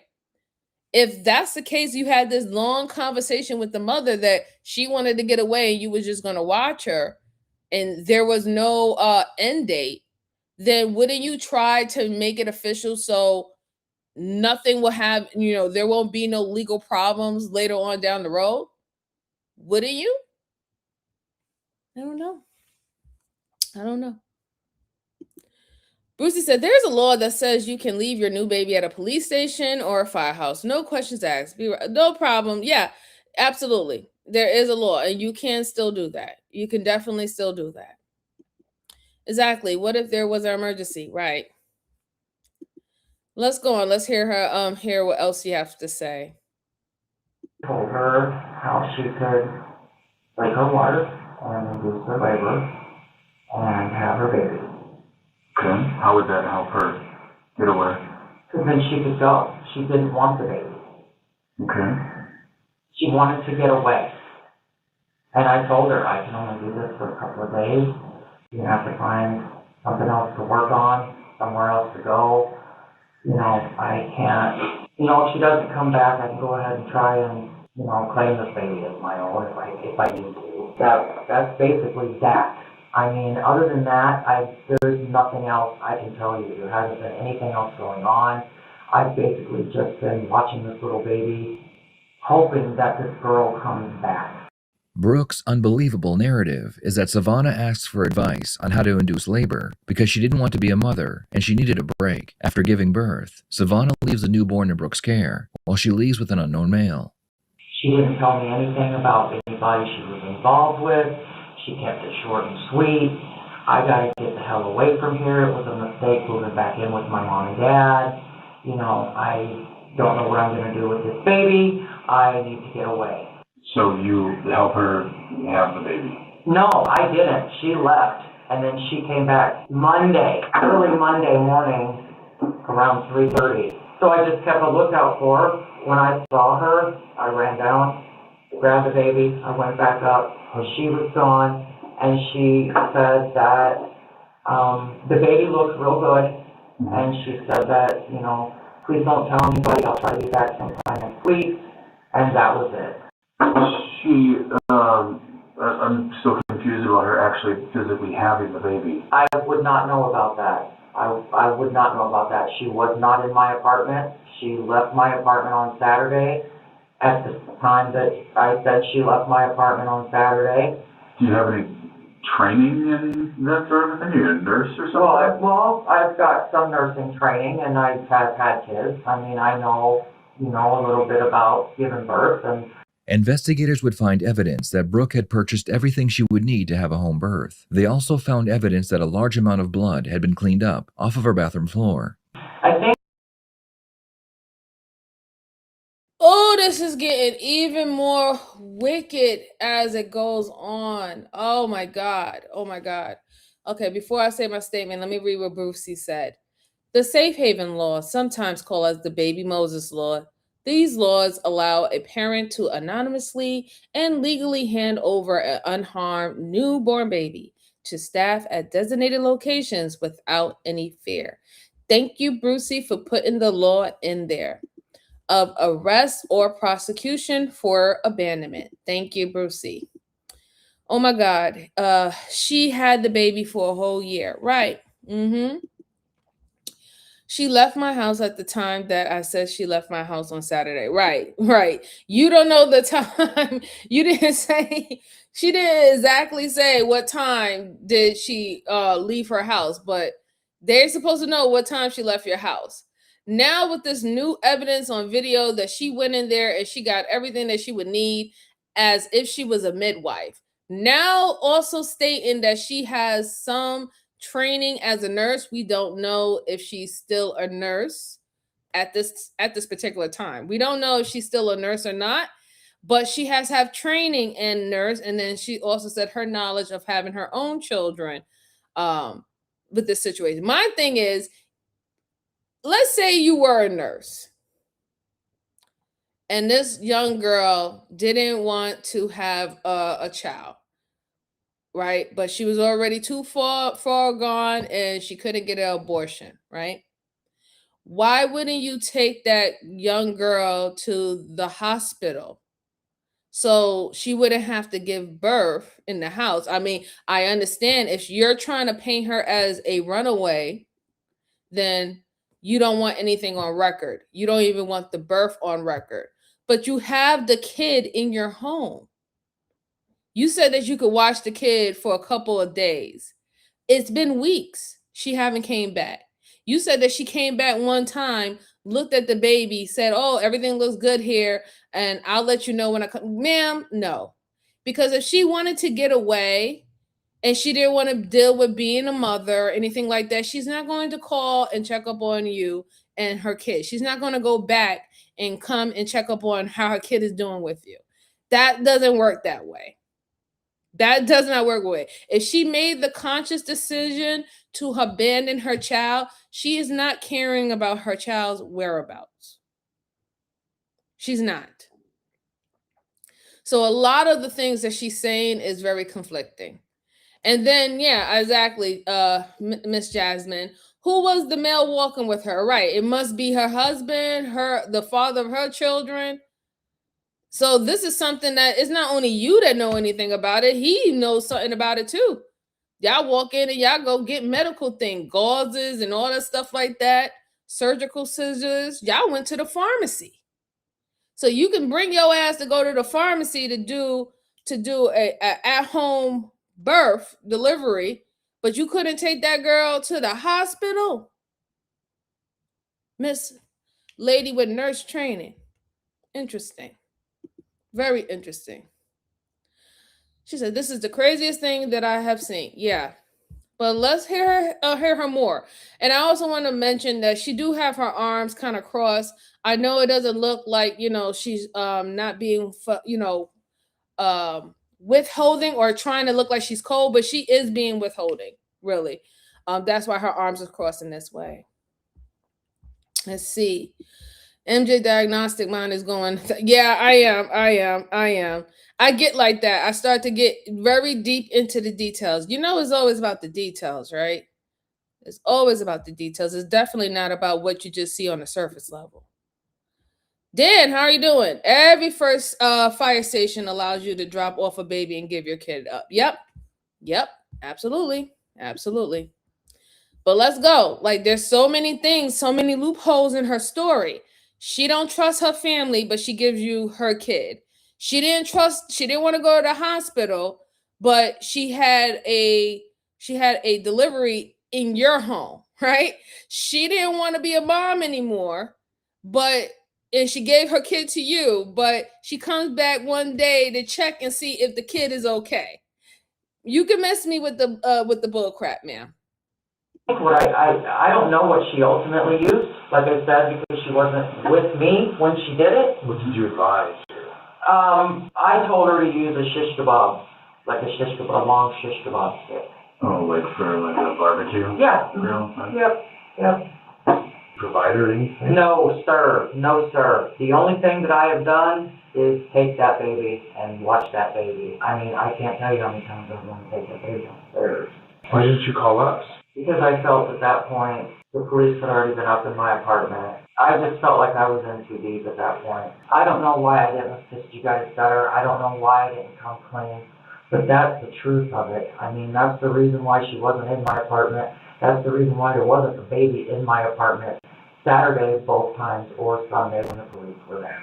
After giving Brooke plenty of time to tell an obvious lie, the detectives decide it's time to confront her. What you just told us is completely untrue. Okay, because you guys were there. I wasn't there, bro. Okay, so you don't know. What you just told me makes no sense at all. What I just told you is what happened. Thank you. Let's But go, what you just told me detective. makes no sense. What do you mean?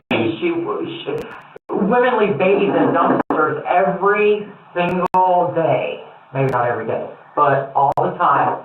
Women leave their babies. All I know is that I was supposed to care for that baby.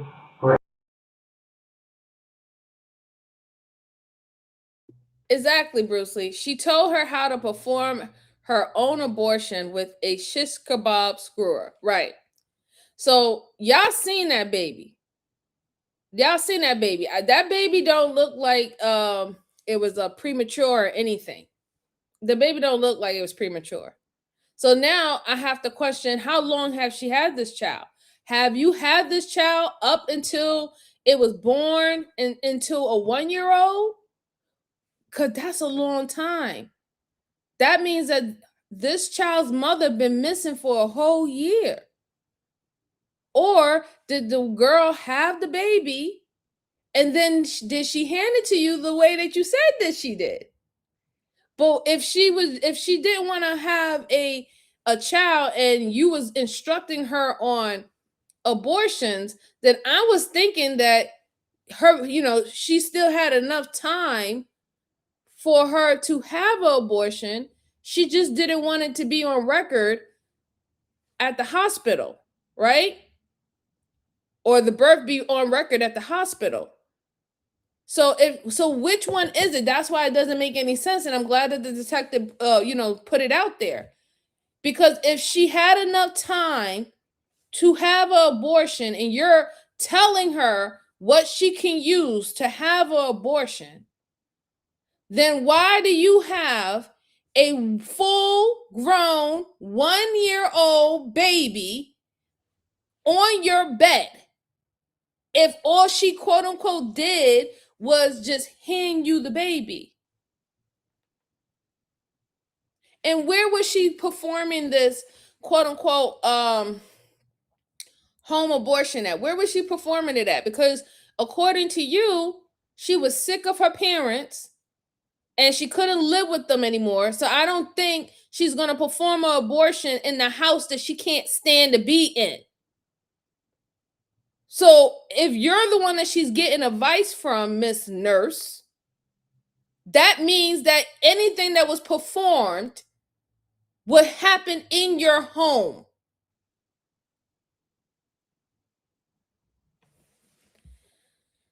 Whew, this is getting on my nerve. Yeah, exactly. The only thing she has done is taken the baby. She said it herself. This is just getting really wicked, because the more that I'm starting to think about how insidious that she could have possibly done to this young woman, is really like nerve-wracking, right? Because it's starting to believe, and this is my hypothesis about it, it's starting to seem like she dosed this girl while she was pregnant and performed a delivery on her, cutting the baby out, got rid of her body, and just been acting like that baby was her baby this whole entire time. And then now I'm trying to figure out the intent behind it. And the only intent that I really have to put in this situation, why she would do such an act, is maybe the dealings or the strife that she had with said girl's family. She's the one who mentioned that the family has said that she's been stealing her property and also stealing their mail. So she have already shown that she had somewhat hostility with the family, as well as her trying to paint that so did the daughter have hostility with her parents as well. That's the only thing that I can really get outside of her just being an evil human being, why she would do something like that. And it's because when we talk about things like that, and when you go on the basis of model penal code, right? So model penal code is widely accepted across states on certain things, especially about culpability, right? And there's 4 levels of culpability. You have purpose, you have knowledge, you have recklessness, and you have negligence, right? So intentionally with her, the purpose, I would just say maybe she has something against this girl, something against her family. Maybe she wanted another child. She can't have children. She had 5 children as she is, and she do seem like she's of an older age than 20. Maybe that could have been it. But we will find out a little bit more. We will find out a little bit more how everything is playing out. Oh my God. Is everything okay, Mr. Bot? Yeah, you didn't miss that much. You didn't miss that much. We're still in the beginning. I hope everything's okay over there. All right. Let me go ahead and pull this up so we can continue on. A very short period of time. At this point, I don't want to say anything because you guys obviously think, what do you guys think? I hurt this girl? We have physical evidence that tells us certain things. Yeah, I know. I'm sure you've got my paperwork. Well, I don't know what the evidence is telling you, but my home was searched Saturday twice and Sunday, and there was nobody there except for Will and I. So, you know. And now the forensic teams are in there. Yeah, I get that. The forensic teams can be in there. Yeah. I mean, what are they going to find? It's a one-bedroom apartment. Nothing happened. For months prior to Savannah's disappearance, Brooke claimed that she was pregnant, despite having undergone a surgery that prevented her from having children. Her boyfriend, William, who would be interviewed shortly, was excited at the possibility of becoming a father, and he shared the news with his coworkers. Because we thought we were having a baby. Up until when? Wow. Not that long ago. Like, I can't give you a specific date. Give me a rough month. Like. So that's even worse. There goes the attempt, guys. There goes the attempt. She had a boyfriend. Boyfriend wanted a child with her. She had already tied her tubes, so she couldn't have children.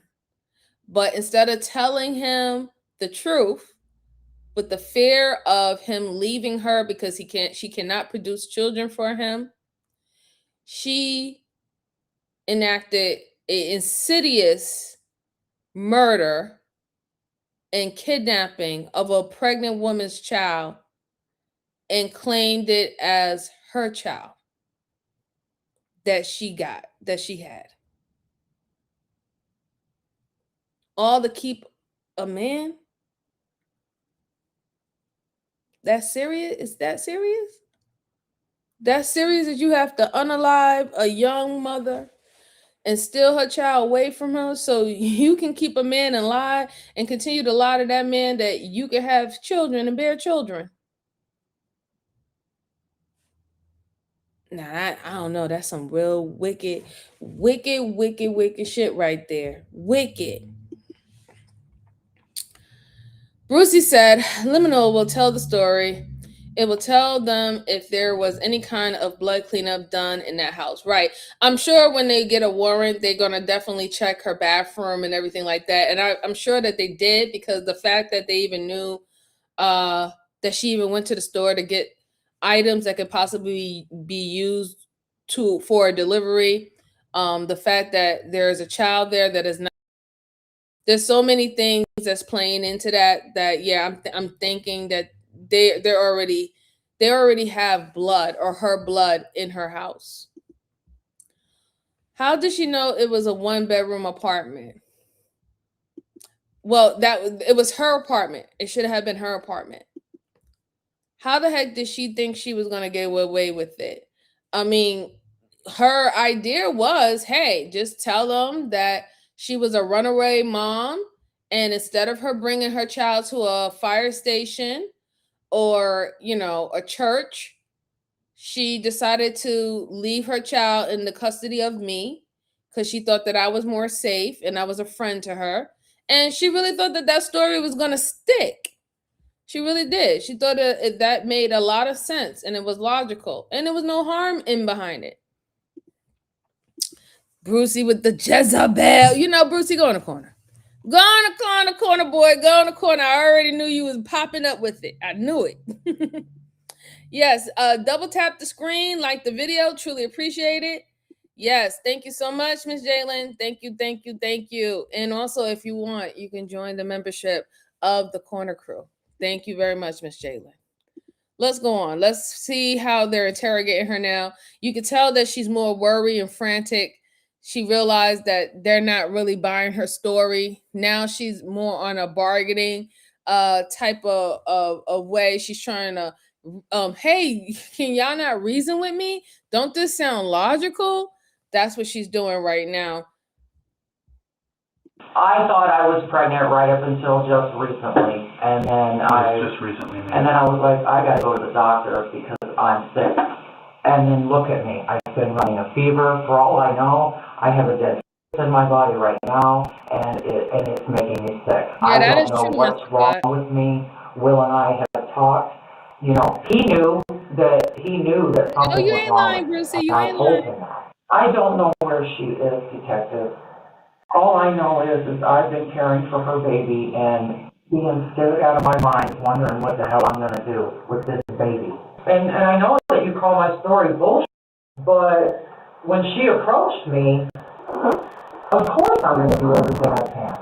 You assist her with the birth? No, I didn't. I didn't have anything.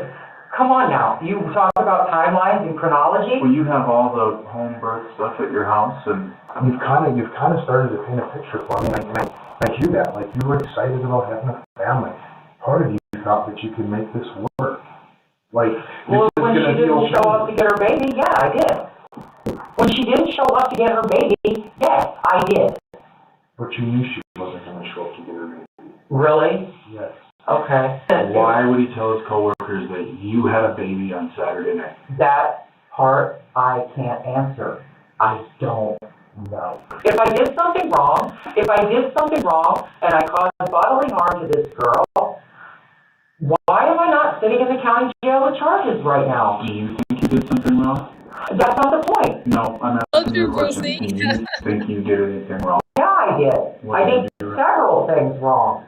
And that's why I wanted to talk to you guys. What things did you do wrong? I wasn't honest with police when they came to my door. And I should have told them immediately what was going on. And then when that baby showed up, I should have called him immediately then too and said, hey, you need to come get this baby. I don't know what he's telling. Wait, hold on. So this is not the first time. So law enforcement have been to your house in regards of this.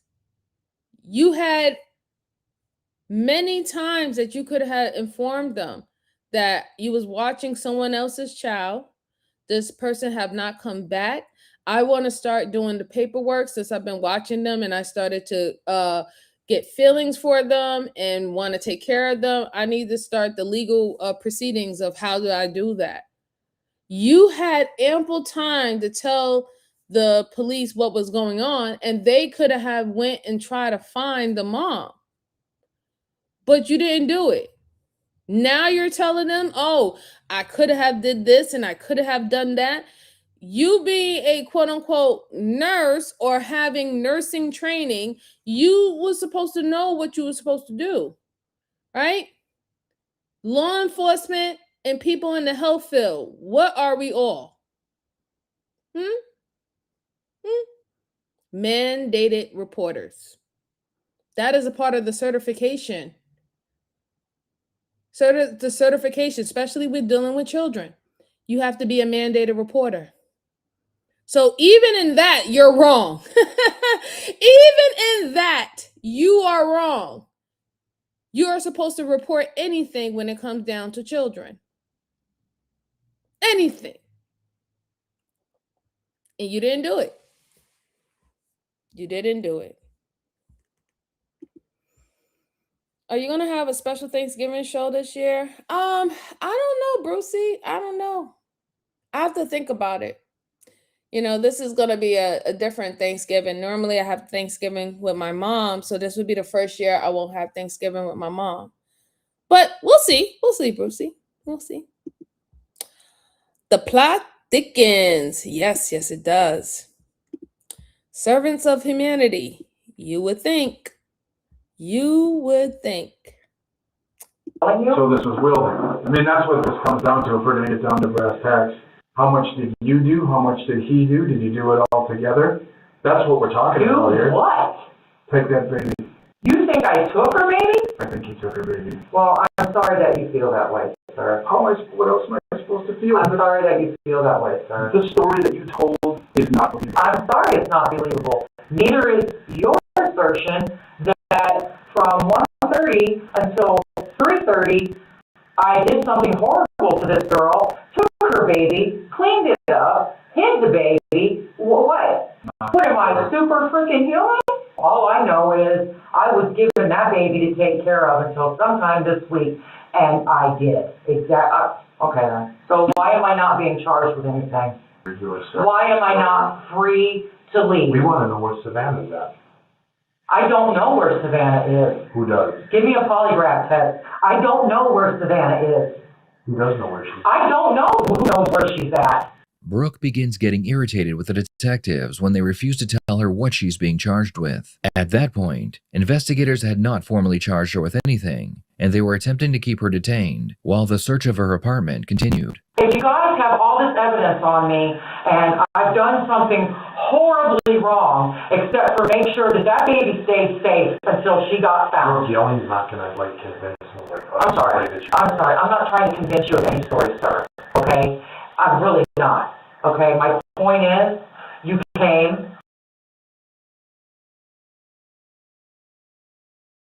Man, what are you talking about? You are not trying to convince them of any story. That is literally the reason why you're still talking to them.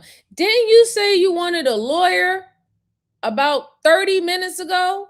30 minutes ago, you said you wanted a lawyer, and here you are come up with this cockanooty story about this girl who hated her parents, was done with the world, didn't want to be a mom anymore. First, she wanted an abortion. You told her how to do it. Then I guess she didn't have an abortion. She had the child. And then she shows up at your house, hands you her baby, but then comes back a day later to check and see if the baby's okay, and then tells you, you know what, I'm gonna need a few more days. Can you wash my baby for you? What kind of mother? I'm trying not to curse because I don't want Miss Joanne to be mad at me. Sorry, Miss Joanne, if you listening. But yeah, she needs to really stop. She really needs to stop. There's too much evidence, and they're smart not to tell her what she's being charged with or even give her the idea that she's being charged with anything. They want to continue to keep her talking. She needs to continue to keep talking. They need to know if anybody else was involved. Just because the guy went to the pharmacy with her that we saw on the surveillance camera, that doesn't mean that he participated or he even knew what she was doing. She could have just said, hey, can you drive me to the store? I need to get a couple of things from the pharmacy. And he went with her, not knowing what the hell is going on. And most of the time, if it's talking about birth or even menstruals and stuff like that, men act delusional. All right. They act like they don't know a damn thing. I don't know what the hell you're going. I don't know nothing. Right? So they need to know, did you do this by yourself? And did she actually get up from the floor when this happened? Did you put her body somewhere? Is her body anywhere somewhere? Did you take her to the hospital? Matter of fact, let's say if everything went the way you said, did you take her to the hospital after that, right? Or did you just let her bleed out? There's so many things that they have to be able to get out of her. So many things. So they have to keep her talking. So they can't push the button too much, because you could definitely tell the way how she's starting to get enraged with them saying, you know what's going on and the story that you're telling us is a lie. If they were to come out and smack say, we found so-and-so and your blood or your DNA is all over her body. And then now we also have you having her kid and you playing her kid off as if it was your own and that you gave birth to that kid. She would shut down immediately and say, okay, this conversation is done. So yes, they're keeping her talking, and they're also got that search warrant so they can get all that evidence, forensic evidence from her house. Lark, how are you? Happy Monday. Happy Monday. It's good to see you. Good to see you. How you been? How you been? Let's go on. I've been very ill, trying to take care of this baby, deal with this whole BS with, what the hell am I supposed to do? This baby needs to be given to somebody, right? Well, you guys have all your evidence. You've got all your perspective. I don't need to say anything. I don't get your perspective on what really happened. You don't believe me. Why bother? You've kept me here for hours. I've been detained. I haven't had any access to a phone to contact an attorney. The freaking cuffs have been on my freaking arm so hard I've got marks.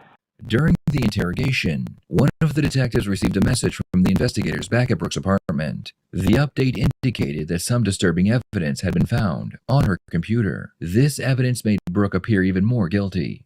Detectives that are at your house are sending me your internet search history. Okay. Concerning. Okay. I'm not sure why. Are you concerned that I listen to Alex Jones? No, I'm concerned. Unassisted home birth instructions. Yes. Emergency childbirth. Yes. Manual. Preparing for unassisted childbirth. Yes. And when were those searches done? Unassisted baby. And when were those searches done? A lot. Whatever. Not whatever. It is whatever. Yes, it is. Why is it whatever? Because you want to talk about perspective, but you don't have any yourself. I've got perspective. No, you don't, because those searches were made months and months ago before Savannah even moved into that building. Now, see, she thinks that saying that was supposed to help her or put a stop to their assumption, right, from the searches. The fact of the matter is that if when Savannah moved into the building, now I want to know, was Savannah pregnant when she moved into the building? When you started talking to her and started getting friends or getting chummy with her, was she pregnant at that time? The same time that you wanted a baby or your boyfriend wanted a baby? Things. Number one, if she was trying to do a home birth, you did help her and assist her. In fact, you went online and you searched to advise her on it, right? How to do emergency this, how to do emergency that. You have all the gear to do it at your house, but you really don't want them to believe that you didn't assist at all, because you know that if you have a license as a nurse or whatever, that's out the window, and then you're gonna go to jail, right? Because you're not supposed to do that. And then two is, now you just made this situation premeditated. You dumb fuck. Right? Sorry, Miss Joanne. Sorry. But no, seriously, she's stupid as hell. She's stupid as hell. Because now you just said that this you were doing searches like that months ago. Okay. So you was plotting to do a home birth months ago? You was plotting to do an emergency delivery months ago? So now if they find any evidence like DNA from the umbilical cord, her DNA, her blood, your blood, if they find her body or anything like that, if they find any of that, you just made this a first-degree murder case. You just made it a first-degree murder case. Something that was premeditated. You planned it. You researched it on Google, on your computer. You're not that smart. You didn't think that through, did you? She really didn't think that through when she was saying that. She was in the midst of the moment. Bruce said, I think she cut that baby out of her. I do too. I do. I lost a connection? Oh no. Can y'all put a 1 in the chat if y'all still hear me? She's so crazy and late and a liar. She is. She's caught. Mm-hmm. Okay, no problem, Brucey. I'm gonna let this play out a little bit more, guys. August 9th, 2017, 8:54 p.m. Google. If a pregnant woman holds her breast, does the baby keep breathing? Question mark. I did not search that. I'm not the only one with access to my phone, okay? So now somebody else is searching this thing. Well, you know who somebody else could have been. That's like, hey, there's drugs in your... Did y'all peep that? She said, I'm not the only one who has access to my phone, okay? He told you that this was being sent from the detectives from your computer, not your phone. So there you go. Again, smart ass. Now you're going to make them subpoena your phone data and records there and messages there. because apparently they need to be looking at your cell phone and not only your computer. You gave them that. Kudos. Pockets. These aren't even my pants. I would not do that. I mean, that's what that sounds. Okay, so then I'm not going, okay, clearly you guys have this under control, okay? This is information. I'm not gonna say anything else. Bro, they're gonna find her blood in your goddamn apartment. They're not gonna find her blood in my goddamn apartment. They're gonna find her blood. No, they're not. Yes, they are. Will told us what happened.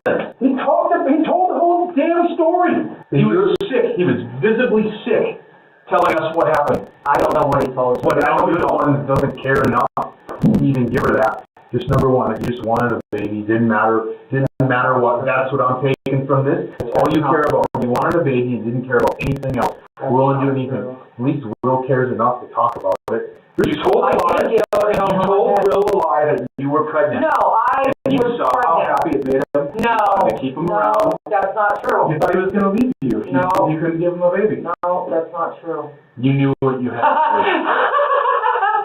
I thought he was going to leave me if I couldn't give him a baby?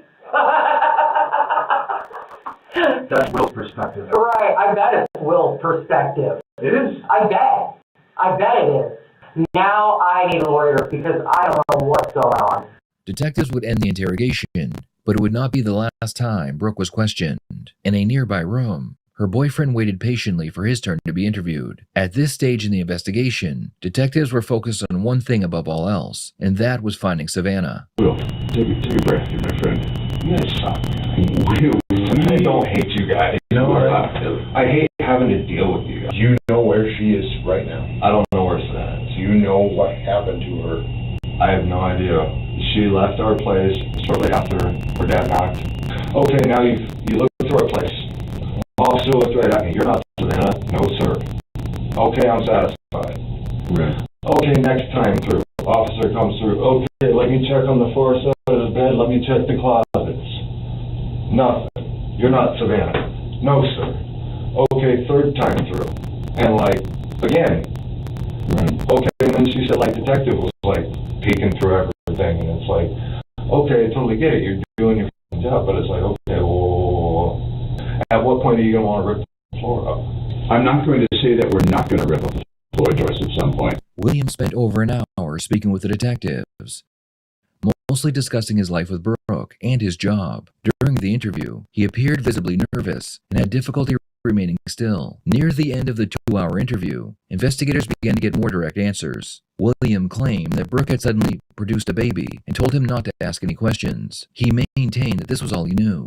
Shortly after the interview, William was arrested on an outstanding warrant unrelated to Savannah's disappearance, and he was booked into the county jail. At the same time, the search for Savannah continued. Members of the community were still hoping she would be found alive. Unfortunately, that hope would end when Savannah's body was discovered in a nearby river, wrapped in a black garbage bag. Investigators determined that the cause of death appeared to be strangulation. While in custody, Brooke learned that Savannah's body had been found and that William was placing the blame on her. She realized that she had to get ahead of the situation, so she requested to speak with the detectives.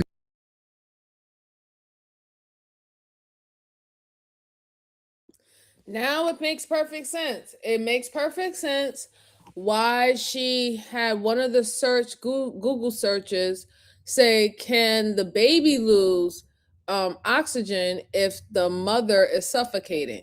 You sat up there and you strangled that poor woman,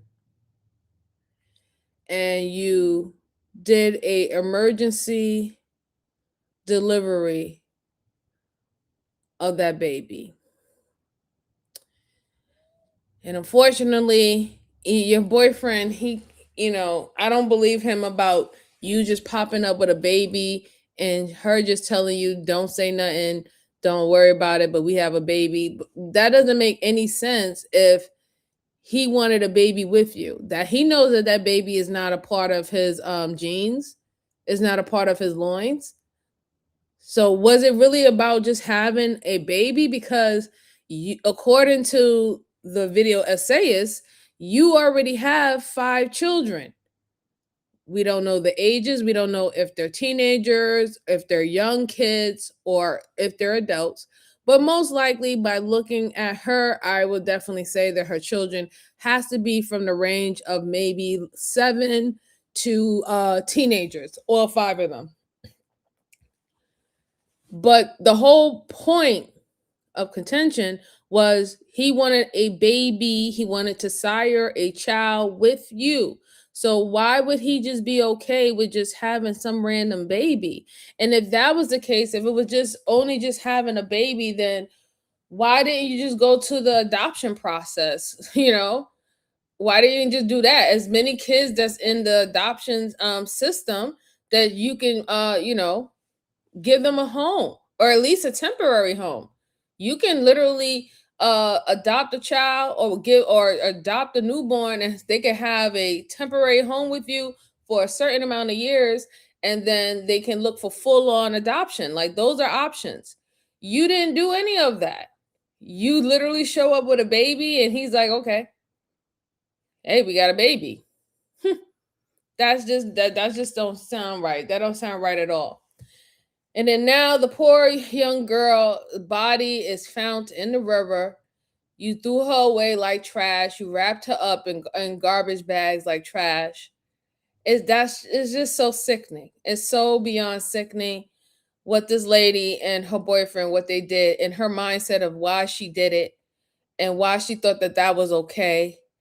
It's just straight cruelty. It's just really, really just being a cruel, disgusting individual. So now she wants to sit down with these same detectives that she was like, I don't know nothing. I don't know nothing. I don't know what you're talking about. All I was just giving this baby, and I was just trying to take care of this baby. Now you want to sit, now when the body's been found and is on the news, now you want to get a hold of it. And I bet you, mark my word, I bet you she's going to say that it was her boyfriend's idea, that he really wanted a child and he was like, we need to do this, and you feared for your life, or you was forced into do this and coerced into do this. She's gonna try to flip it as he was the whole mastermind of this whole entire thing. And truly, again, what do he really have to benefit from having a newborn baby that is not of his genes? He really doesn't benefit from that, right? Let's say if it was about money, right? Usually you have to register the baby for you to actually even get any financial support, an extra check, or whatever you want to get for having a certain amount of children. That baby has to be registered. This baby don't have a birth certificate. We don't know if this baby has a name. We don't even know the exact date the baby was born. So you wouldn't even get any of that. You wouldn't even get any of that. The child will have to register and get a social security card and a birth certificate for you to even do any claiming on that child financially wise. So again, it doesn't make any sense. But we're going to go on. We're going to go on. Again. I don't know, my body started responding like I was pregnant. I told myself that I did not, and I do, this is, the way I still believe it. I don't believe in, necessarily going to the doctor. I don't believe in, pregnancy is not a sickness, it's a natural thing. We were planning on doing a home birth, but I told him that I thought I might need to go to see a doctor because, my mind was starting, logically, if there was something going on. And so I knew that it was probably all in my head. And he said to me that you're just going to get there and they're going to tell you that you're not pregnant. Okay, I'm not pregnant. I desperately wanted a baby still. I mean, he mentioned Savannah. He said that he saw her downstairs on his way up. I don't know where he was coming from, work or something. And that she was, in his words, very pregnant.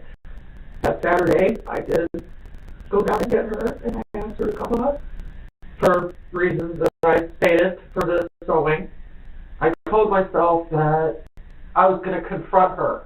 And so she came in, and I had the stuff laid out on the desk, and that was when I did I did confront her with what I'd seen her do to my cat, you know, and just all the accusations, and we got into a scuffle. Like there was a scuffle. And she grabbed my hair, and I pushed her.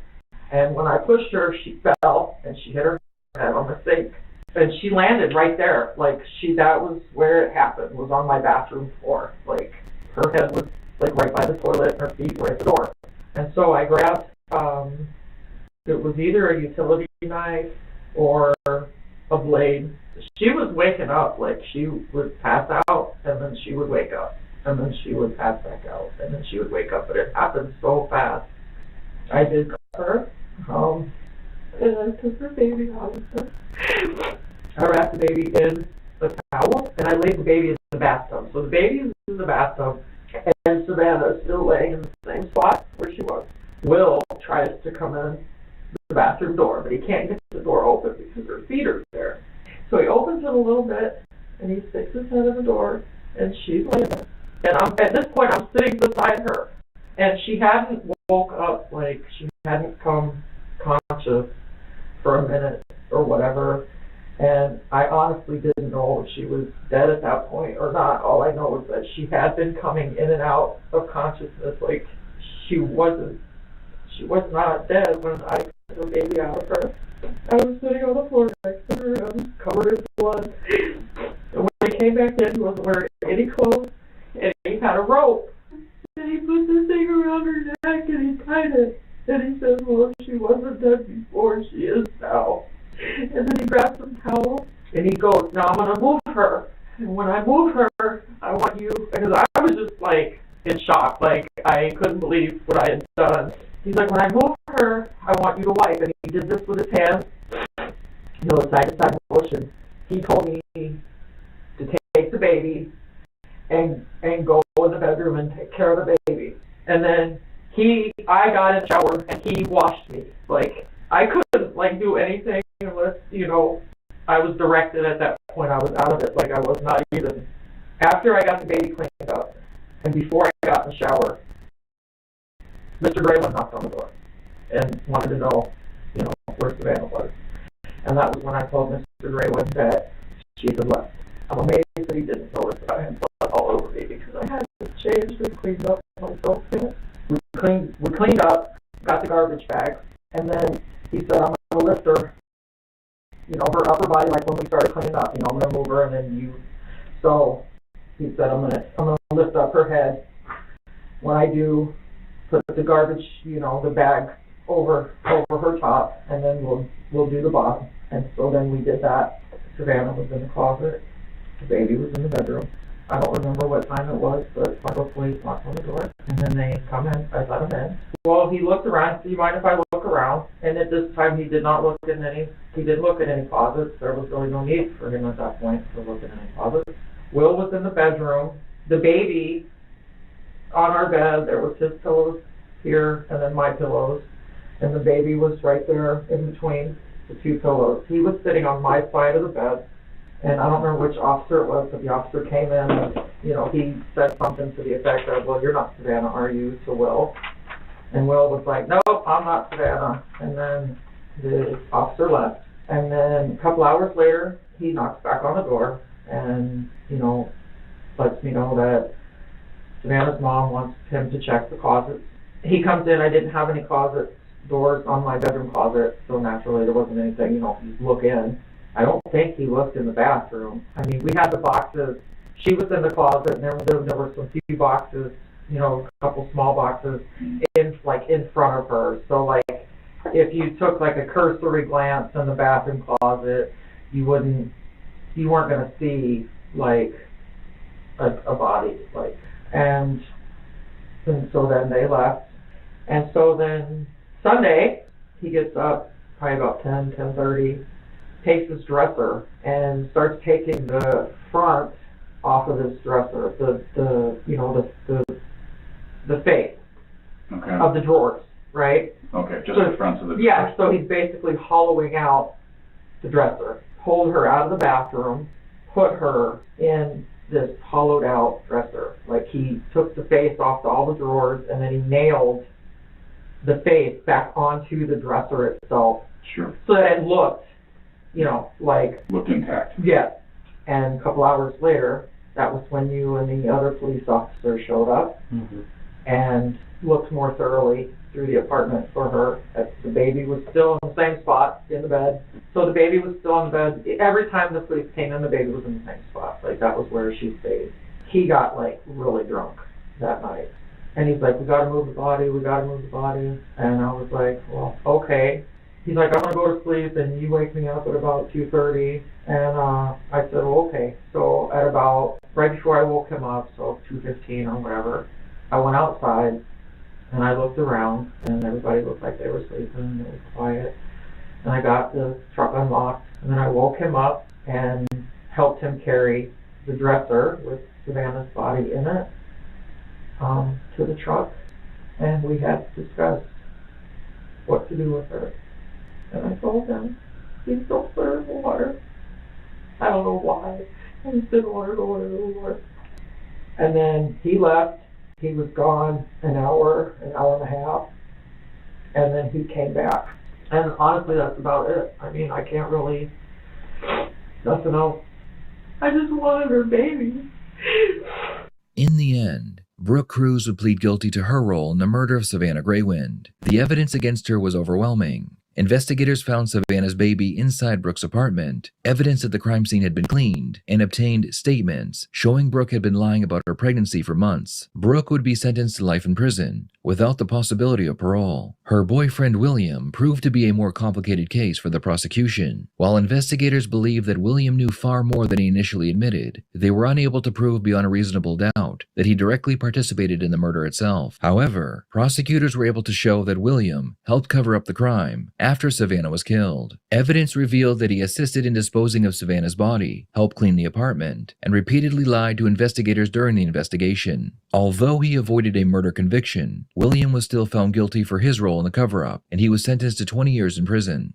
Investigators believe that Brooke's motive centered around a pregnancy lie that had spiraled out of control. For months, she had convinced friends, family, and even her boyfriend that she was pregnant. As the supposed due date approached, prosecutors believe that Brooke became desperate to maintain the deception. William had become excited about being a father, and he even told his co-workers about the baby, which added even more pressure to the situation. While many people questioned Brooke's mental state, prosecutors never argued that she was legally insane or unaware of what she was doing. In fact, the evidence showed the opposite. Brooke spent months maintaining the fake pregnancy, then attempted to conceal the crime afterward and pass the baby off as her own. Brooke had children from a previous relationship, leading many investigators to believe that this case was less about wanting to experience motherhood and more about desperation, manipulation, and fear of losing control as her lives began to collapse. Brooke and William got the family they claimed to want so badly, but instead of raising a child together, they would spend the rest of their lives separated by prison walls. Put a finger down if you were wow. That was a really, really wild case, guys. That was super wild, super, super wild. Because this lady was pure evil. Your sense of control was, I have to have a baby. If I have a baby, then this guy's not going to leave me. If he's not that type of guy, he's not going to leave me. And you went around telling everybody in your family, even he went and told his family that you was pregnant. You wanted to excuse the fact that you gained a couple of weight, you gained a lot of weight, and you want to excuse it as you being pregnant. And then now, when it got to the point where when you set a due date or you set a due date, you're not pregnant. No, it doesn't matter how many times you're having sex with him and stuff like that. You're not pregnant, and the reason why that's happening is because you had a what's the name? Hold on one second, guys. Hold on 1 second.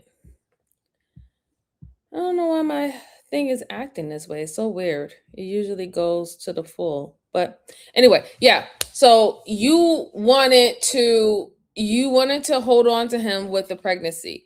You got so scared that you literally lured that woman, that young girl, up to your house And I don't, tell you the truth, I'm not even believing her story about them having a like an altercation or anything like that.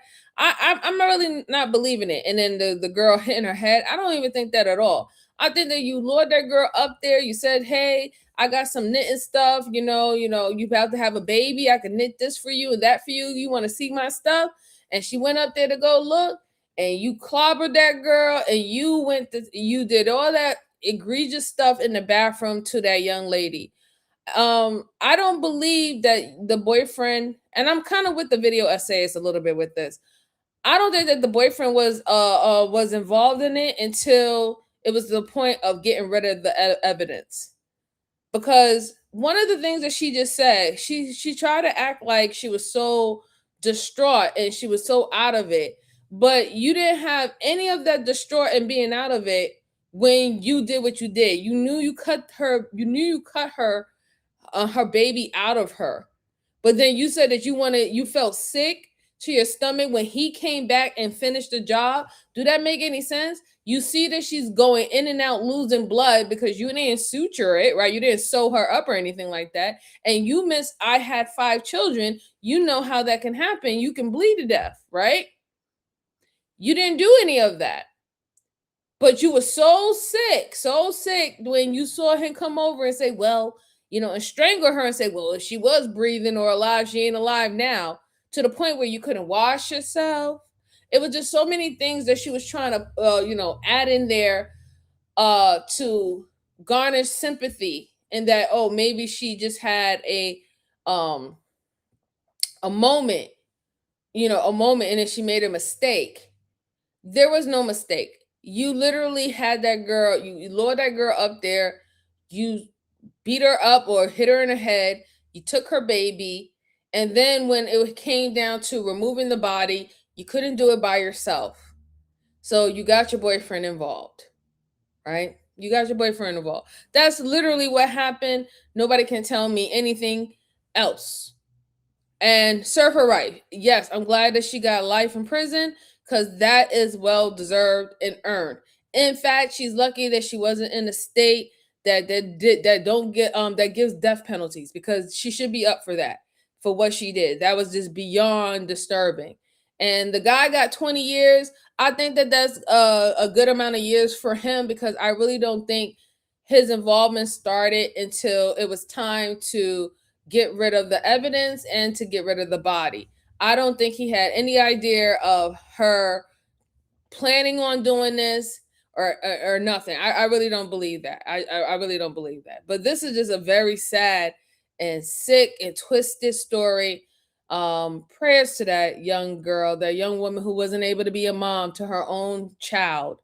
Prayers to that family, because having all that information come out, I know that that did a number on that family, right? And also prayers to this lady's children, right? Because now their mom is in jail. We don't know if their fathers are involved in their life, but your mom is in jail, and you have to deal with the fact that this is what your mother is going to be known as: a murderer and a baby stealer, if anything, and that's just a lot. That's a lot for children, depending how their age is or whatever. That's a lot to deal with, man. That's a lot to deal with.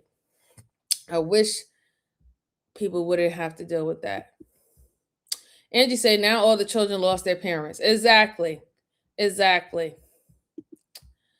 Derek said manipulation, the lies, the lies were lies. Yeah. Mm-hmm. Yes, please hit the like button for me. I truly appreciate it. It helps the channel. Share this out to anyone who likes these immersive type of conversation where we go over cases, cold cases, old cases, new cases, current cases, you name it, we go over it. I appreciate that, Moa. I appreciate it. Lark says she did what? Yeah, you heard me right. You heard it right. You heard what she did. Yep. Mm-hmm. Mr. RC said, so much deception and evil in this world. I agree. It really is. Yeah, she cut that baby out. Yep. Mm-hmm. Oh, poor girl. What an evil, sick woman. Yeah. It's terrible. Really, really terrible. All right, guys. So I have one more case for you good folks, and I'm going to allow y'all to enjoy the rest of your Monday evening. I truly appreciate everybody that's been rocking out with me so far. Y'all could have been anywhere in this world, but you decided to rock out with your girl MJ for a couple hours, and I really do truly appreciate it. I really do. If nobody tells you that, I'm telling you that.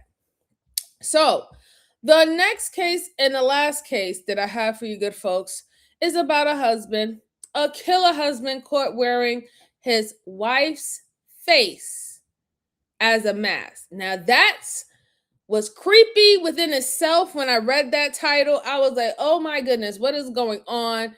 We have to review this. I'm sure they're not going to show that, but I'm just going to just put a trigger warning out there that, you know, you are going to see some footage, but it's not going to be that. But we need to look at all cases, right? We have to know what is going on outside. We have to know what is happening. We have to know what is real life, real human beings are doing and committing to other individuals, right? Is everything is not just the movies and just entertainment. So I'm gonna go ahead and pull this up. Hopefully, I won't have no problems. I really don't know why it's doing that. It's so weird. It's only like just 2 items. Anyway. No, I don't like that. No, I don't like that either. Why is it doing that? I really don't know. All right. Let me refresh real quick before I pull it up, okay? Let me refresh real quick. Let me stop sharing. I'm just going to refresh real quick, guys. Hold on.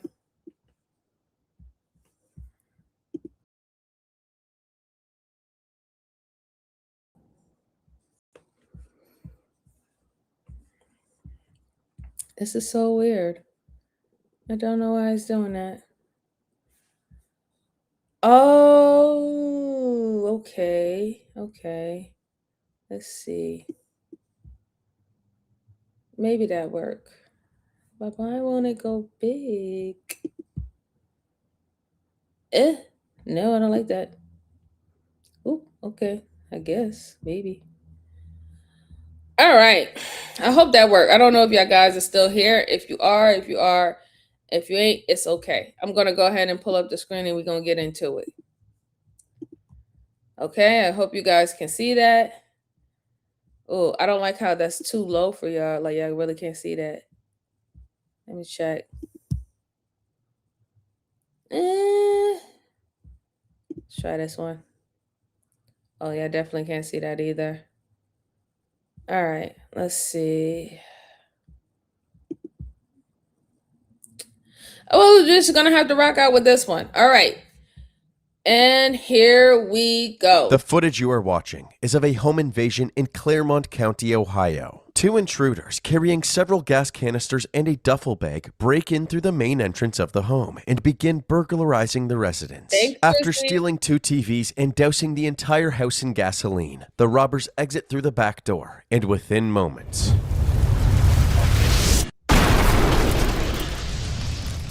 the explosion could be heard from over a mile away. 911 calls poured in, and by the time the fire department had put out the fire, the house and everything in it had been completely destroyed. Thankfully, there were no casualties. After checking the security cameras, it was clear to the investigators that this was a case of arson and possibly an attempted murder. The house that was set on fire actually belonged to 43-year-old Paul Hicks, the prime suspect in one of Ohio's most notorious murder cases.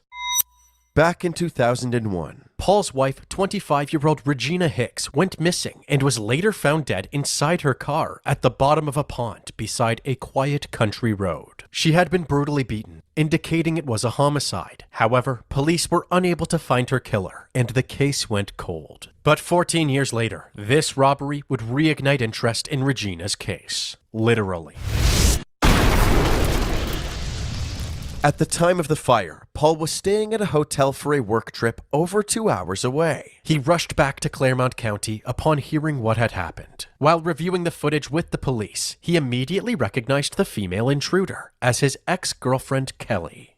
So you've had some problems with her in the past? Oh, yeah. She has been threatening to you in the past? Oh, God, yes. Apparently, Paul and Kelly were in the middle of an ugly custody battle over their 6-year-old son, Daniel. 3 months earlier, in March, Kelly was caught on camera vandalizing Paul's hot tub. You got the video of her chopping up the hot tub? Mm-hmm. 2 months ago, this is when she did that. She even came back to finish the job later that same night. At one point, she stood up and looked straight into the camera, as if she wanted Paul to see how far she was willing to take things. Additionally, the day before the robbery, the two had gotten into an argument about the custody battle, and she began harassing him with phone calls. Just told her, stop calling me, and then she called, I think, 95 times in a row. Okay, and this was last night? Yes. Since there was already an outstanding warrant for the hot tub incident, Kelly was swiftly tracked down and arrested for misdemeanor criminal damage. So I didn't do anything wrong. I understand. I'm handcuffed like a criminal. I have no record at all. What you have is a criminal damaging warrant. So it's not, if you haven't killed anybody or anything, it's just a criminal damage warrant. Okay. Take these off? No, I have to leave the cuffs on, unfortunately. But I did nothing. Kelly was brought into the interrogation room for an interview. Yes, it's being recorded. Is that cool? Oh, yeah. Good. Even after being shown video evidence of her involvement in both the hot tub incident and the robbery, Kelly was adamant that the female suspect was not her. This is the girl that is, right. They're trying to say is me, but it's not me. Mm-hmm. And here's the obvious. And you guys do resemble each other. Just like the eyes, the cheeks, and the eyebrows. Other than that, I don't have that distinctive chin. Kelly told the detective that at the time of the incident, she was 30 minutes away in her Norwood home. Surprisingly, they were quickly able to confirm this claim, and Kelly was ruled out as a suspect. But if Kelly wasn't the person in the video, then who was it? The detectives began to notice all of the strange details surrounding this case. Why would the female intruder, who just so happened to have a striking resemblance to Kelly, completely expose their face in distinct hairstyle? Why would this same person stare into the camera after vandalizing Paul's hot tub, knowing that it could lead to their arrest? Kelly also said that the phone call harassment accusations were completely unwarranted, because she had no contact with Paul that evening whatsoever. Now, do you have your records from the June 17th that night? Yeah. Because the records I find is that you made a lot of phone calls to him. You guys have been texting back and forth on the 17th, so this was the night before the fire. Here's the whole text message conversation. Okay. I know Okay, so my spidey senses are tingling, and I was kind of wondering, how can somebody be wearing somebody's face? And it was very weird that this person knows that there was a camera in the house or even at the garage, and they deliberately looked into the camera so it can be a clear photo or a video of this person's face, right, to be identified. That's very weird because the person did look just like this lady, but it seemed that they was able to clear her name, that it wasn't her. So who else would do that? Who else would have a reason to do that? And why would they want his ex-wife? Why would they want her to go down as the one who was doing all that stuff? There's a lot playing out in here, and I hope it's not what I think it is, but I'm gonna let it play. I have my idea, but I want to let it play a little bit more before I actually give what my idea of what's happening. Let's go on. He's talking about, hey, he's going to go for full custody and all that stuff. And then after that, after between about 8 o'clock and 10 o'clock that night, there's numerous phone calls from your phone to his phone. Oh, no, that's what I was just showing you right here. I never called him at all. After the last time that I spoke with him is at 6:25. Okay. And after that, his number's nowhere. I never called him at all. So there was no phone calls? None, zero, none. I never called him at all. Somehow, somebody was mimicking Kelly's number and harassing Paul. Upon this realization, Kelly said she knew exactly who was behind this: Paul himself. She said that in the past, she had seen Paul use a website called Spoof Card, which disguises your phone number with a fake virtual number of your choice. Using information provided by the Spoof Card team, the investigators concluded that Paul had set up this fake number under the name of another one of his ex-girlfriends. He had also purchased multiple items using the same ex's name and bank cards, including a wig that matched Kelly's hair and a creepy, custom-made mask from that'smyface.com, using reference photos of Kelly. Many of these photos were displayed on Paul's social media, and some of them originated from Paul's cell phone, meaning he must have uploaded these photos to the website himself. Paul had already been ruled out as one of the intruders, since he was confirmed to be 2 hours away at the time of the robbery. But even though they couldn't identify the intruders, it appeared that Paul was the mastermind behind this elaborate frame job, likely to gain full custody of their son and collect the insurance money from the fire. This failed plan resulted in a 7-year-long civil suit with Allstate Insurance, who refused to pay out his home insurance policy. Eventually, he was faced with 6 criminal charges as well. The plan was to frame his ex-girlfriend and get custody of their child and collect insurance money. But investigators in Claremont County say they did not buy the elaborate scheme and took the case to a grand jury. 43-year-old Paul Hicks is now indicted for aggravated arson, insurance fraud, and perjury. With all of this attention on Paul, old rumors about his involvement in Regina Hicks' murder were coming back into the spotlight. So, investigators took another look at the evidence collected back.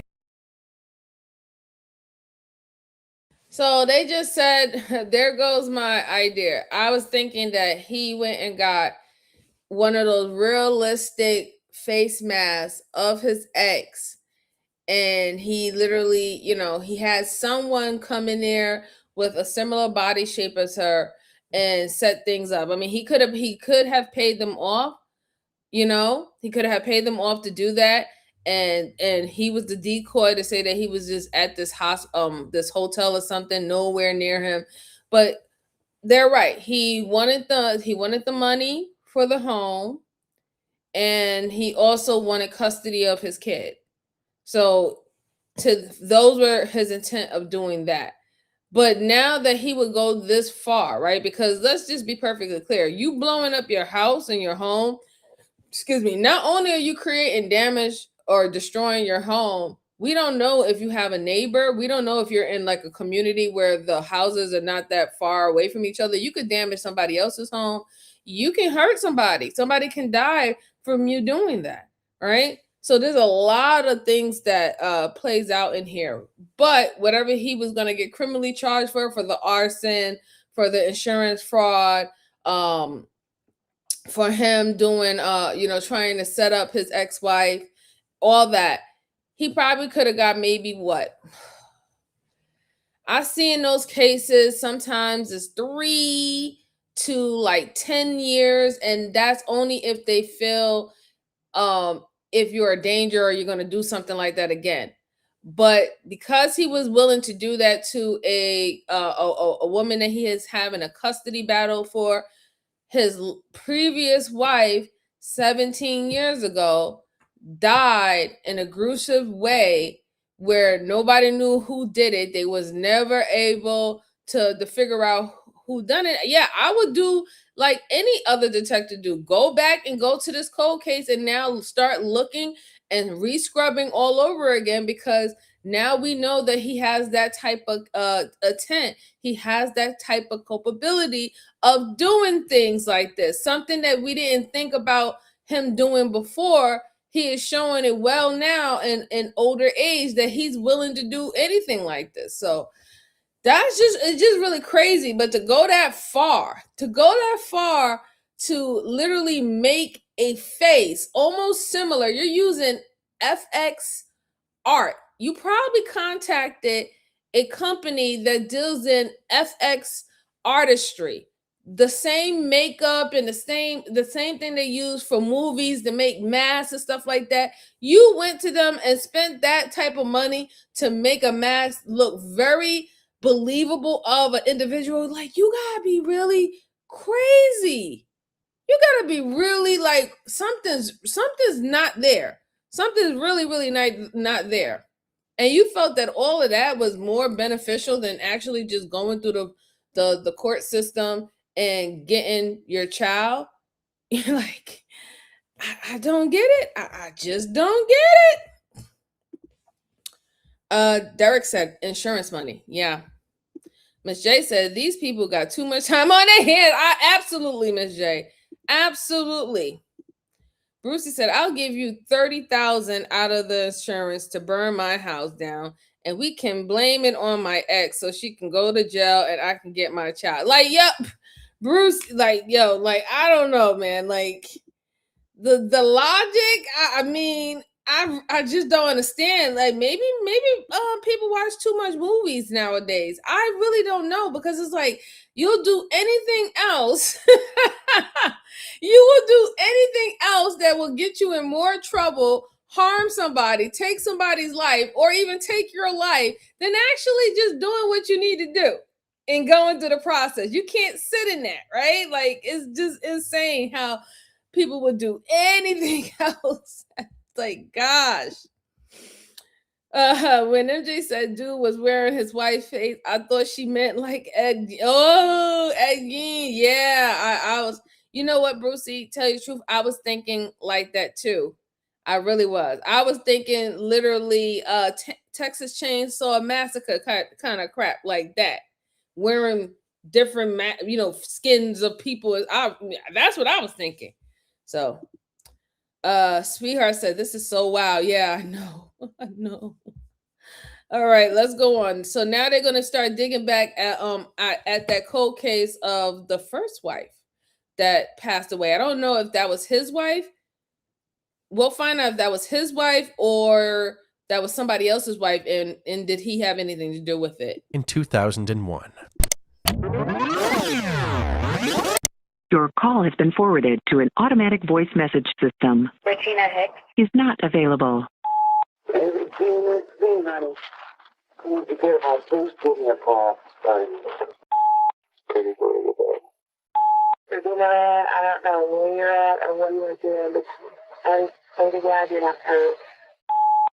It's me, Paul. Did you be here at 8:39? Give me a call. Bye. End of message. She was supposed to come pick my son up. She called me at 7:53. That's what my cell phone said. I don't know exactly what she exactly said, but she goes, I'll be there. Regina was supposed to come pick up Montana at Steve's house? Yeah. And she never showed up? Actually, Paul is lying. Regina did show up to pick up their son, but she immediately got into a heated argument with Paul, who then struck her 3 times in the head, knocking her unconscious. What'd you do with Montana then?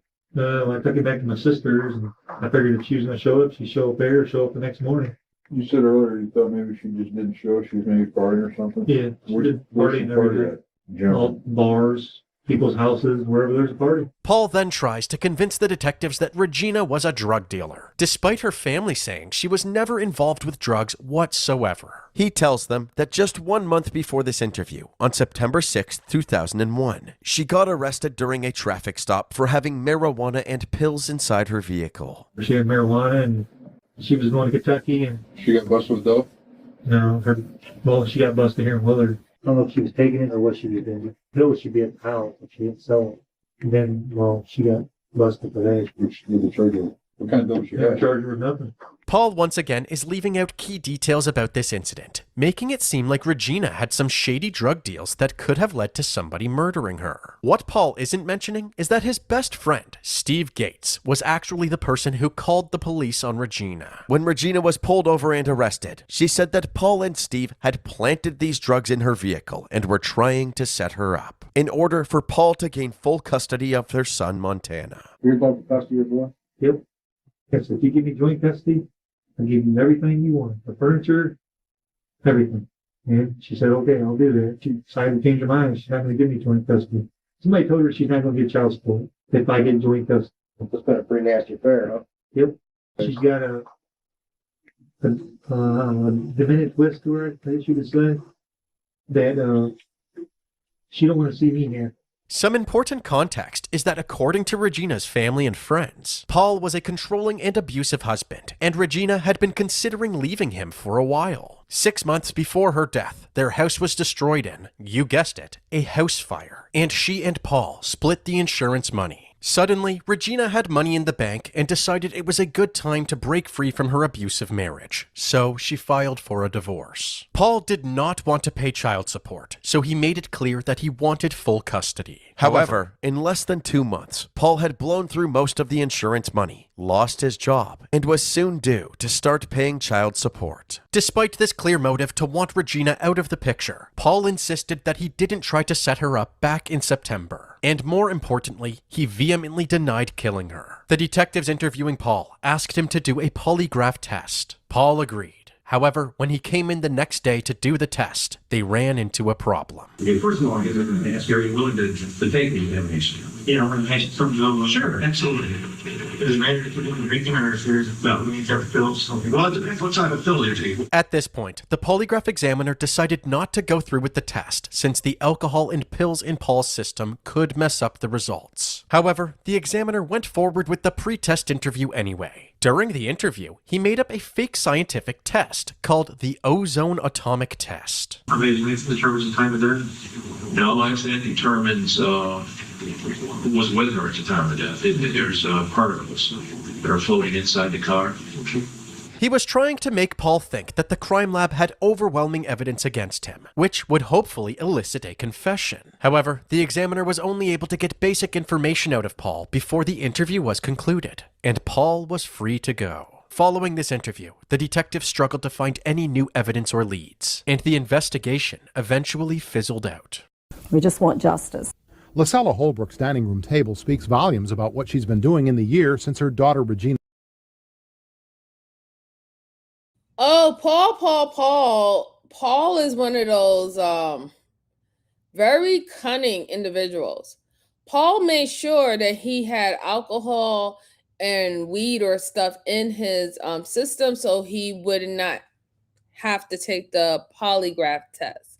He only, we all know that polygraph tests are not admissible in court, but usually detectives use the offer of a polygraph test to see whether or not if an individual have something to hide.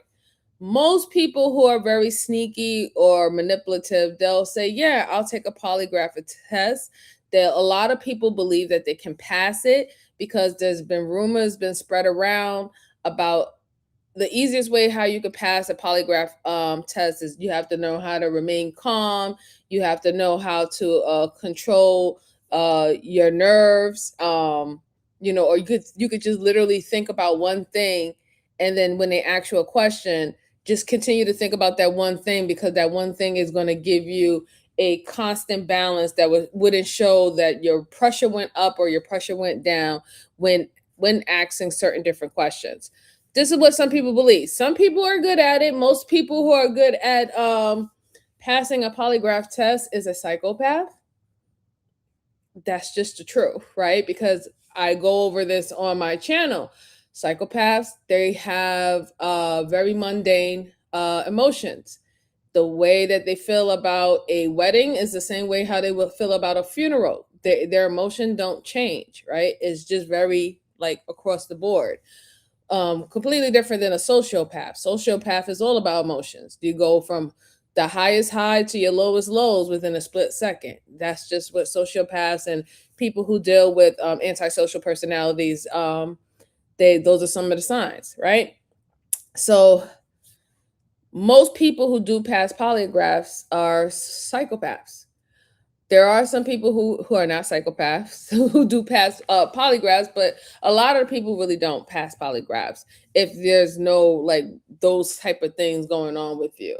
So he knew all he had to do if you told him, hey, listen, I got such and such in my system, then they're not going to really go go out of their way to take the test, because you acknowledging that the test is going to be off, and it's not going to be it's not even going to be factual. Even though we know it's not 100% factual now, you just made it even less factual by having any alcohol or something in your system. So I just wanted to point that out, because that's very strategic for this guy to do back in the day. This is what, 2001? That was very strategic for him to do and say. All he had to do was just say, hey, yeah, I'm willing to take a polygraph test, but I'm going to go get drunk and have things in my system before I take the polygraph test, and if you're going to give me a little wording or questioning and stuff like that, yeah, I mean, I know how to talk my way out of anything, right? I'm Mr. Manipulator. I manipulate people every day of my life. This is too easy now, right? So that's what's pretty much what happened in that situation. But there was a lot of things now that we see with this up to date of his interview. There was a lot of things going on. It does seem that he has a sense of he do have control issues, and he feels that once a woman decides that she no longer want to be in a relationship with him, he wants full custody of the children. We don't know if it's because he's afraid of the child support situation. That could be a possibility. I'm not saying it's not, but I really do think that he wants full custody of the children is to have control over the ex-wives, right? They want to see their child. They have to go through him. They have to speak to him. They have to still keep really in contact with him per se, right? He gets to decide more when the availability for them to see them. And so I feel that he's using it as a leverage, the children as a leverage to try to keep in these women's lives. And then to find out that the person who called the police on his ex-wife was his friend, that shows a lot right there. Why is your friend calling the police on your wife or soon-to-be wife once she decides to divorce you? Now all of a sudden she's unbecoming of a mother and she's unbecoming of a wife when she wants to divorce you, but she wasn't none of that when she still wanted to be married with you. Ain't that funny? Ain't that funny how it switched from it does a 360 so quickly? I just want to point that out. But let's go. A Hicks murder. Clippings, posters, and handbills, all designed to keep the case in the public eye. Somewhere somebody knows something. It's just a matter, is the people afraid to speak up? But no one has spoken up. Just how did Regina end up beaten in the head inside of her car in this pond where she died of drowning? Worst of all, she left a 5-year-old son, Montana. Tell me about your mom. She used to buy me toys a lot. You miss her, huh? I know Paul didn't do this. I raised Paul. I know what kind of child Paul is. So I know Paul didn't do this. 18 years later, in January of 2019, Paul was facing 6 criminal charges related to the 2015 house fire. 2 counts of aggravated arson, 3 counts of perjury, and 1 count of insurance fraud. He was offered a plea deal which eliminated 5 of the charges and reduced the remaining insurance fraud charge to a misdemeanor. He accepted the deal in 2022 and received 3 years of probation. As for his civil suit against Allstate Insurance, he ultimately lost that case and was forced to pay $400,000. Regina's family, who still believed Paul was responsible for Regina's death, saw these punishments as a slap on the wrist and urged authorities to reopen Regina's case. For years, her mom, Lysella Holbrook, spent thousands on billboards, rewards, newspaper ads to keep people talking about the case and conducting her own interviews on her daughter's death. My mom ended up getting cancer and passing away. For over 2 decades, the family has lived with one question: who killed Regina? That was until Ashley Ford, who hosts her own true crime podcast, began looking into Regina's case. I wanted to see if we could get some attention to a cold case that definitely deserves justice. As she dove into the evidence, she quickly realized that there was one person that could hold the answers the family was looking for: Paul's friend, Steve Gates. As we mentioned earlier, Steve had called 911 to report Regina for the illegal possession of drugs in her vehicle. Also, Regina was on her way to Steve's house right before she disappeared. It seemed possible that after their ploy to get Regina arrested for possession didn't work, Paul and Steve decided to take things to the next level and get rid of her themselves. Ashley and the family raised enough awareness about the case that it was reopened by the Huron County authorities. An interview was set up with Steve, and the first thing he said to the investigators was that he was ready to tell them everything, as long as he had immunity. The prosecutors agreed, and Steve began telling them what happened on the night of October 18th, 2001. Steve said that Regina pulled into his driveway. She was there to pick up Montana, her and Paul's 4-year-old son. Paul walked up to her car, and the couple got into an intense argument. Steve didn't want to get involved, so he went to his garage, turned on the radio, and tinkered around for a bit. When he came back outside, Regina's car was now parked near the road, and Paul was standing at her passenger side door. He went over and noticed that Regina was unresponsive. He asked Paul what was wrong with her, and Paul said that she was dead. At this point in the interview, Steve broke down in tears, but he eventually composed himself and finished his story. Steve told Paul to call 911, but Paul refused. They argued for a bit before Paul said to Steve that he was now an accomplice and he had to help get rid of the body. Paul got into Regina's car and started driving toward a pond several miles away. Steve followed behind in Paul's truck with their son Montana in the back seat. They eventually made it to the pond, and Paul drove straight in, Regina still in the passenger seat. Paul then escaped the vehicle out of the window and hopped into the car with Steve. During their drive home, Paul called Regina's cell phone to make it seem like she had never showed up. It's me, Paul. Should you be here at 8839? Give me a call. Bye. Steve drove Paul to his sister Crystal's house since he was living with her at the time. Paul thought she wouldn't be home for a while, but that day she just so happened to get off of work early. I came home to a mess in my house, and I was headed to the bathroom, and he tried to cut me off. And Who's he? my brother. And he said it was a mess, I would be mad. And when I proceeded to go to the bathroom anyhow, his muddy clothes were floating in the bathtub. We've been trying to clean them. Steve was sitting on the couch, and like I said, I think I surprised them both because I got up earlier than normal. He had scratches on I knew it was his neck or part of his face, somewhere in this area. He said a tree had fallen on him, scratched him. Steve said that in the years following this incident, Paul threatened him and his family, telling him to keep his mouth shut. Following his interview, Steve and the investigators drove to his property, where he gave them a more thorough walkthrough of what happened that night. And then I come around the corner. They were like standing maybe here somewhere. I just remember this little swale. They were in this little, and they were like yelling at each other. And you were over there. So when you came out of the garage, where were they at? This is like beyond crazy if you really think about it. Like everybody knew important information, but the fear of retaliation, the fear of that person coming at them and doing the same thing was the main reason why they didn't decide to tell anything. And also the fear of them being held accountable because you were involved. Sir, you as a grown man, you shouldn't have been getting involved from the beginning. Remember, you called the police on her to have her arrested for him. Why was you doing that? Why aren't you minding your business as a grown man than what's going on between two married people? You don't know who's right and you don't know who's wrong. So this is when you need to mind your business.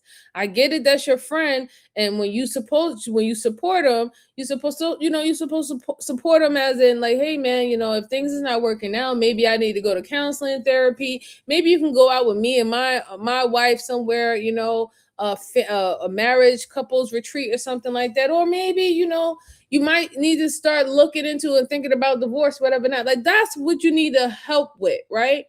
Or doing, help them do some inner work with themselves and stuff like that. That's it. You don't help them to plant drugs and alcohol in another individual's vehicle so they can get stopped by the cop, get arrested, and you destroy their reputation, make them seem like they're an unwell, sick parent. That's not what you do. That's not friendship. That's really just some real psychotic, sick shit. It's really sick. Because what did that woman do to you? That woman didn't do anything to you, but just be married to your friend. Like, you have to really look at it and think about it in that way. That woman did absolutely nothing to you. Nothing for you to even help with that type of plan. But you helping in that way. It's crazy. It's absolutely crazy. Don't do stuff like that. That's just weird. But now all these years, and if he would have said something anonymous or whatever not, or even his sister, right? Because let's be perfectly clear. His sister knew something happened that night. She seen Paul. She seen him muddy. She seen that he had wet clothes. He came in, made her house all dirty and stuff like that.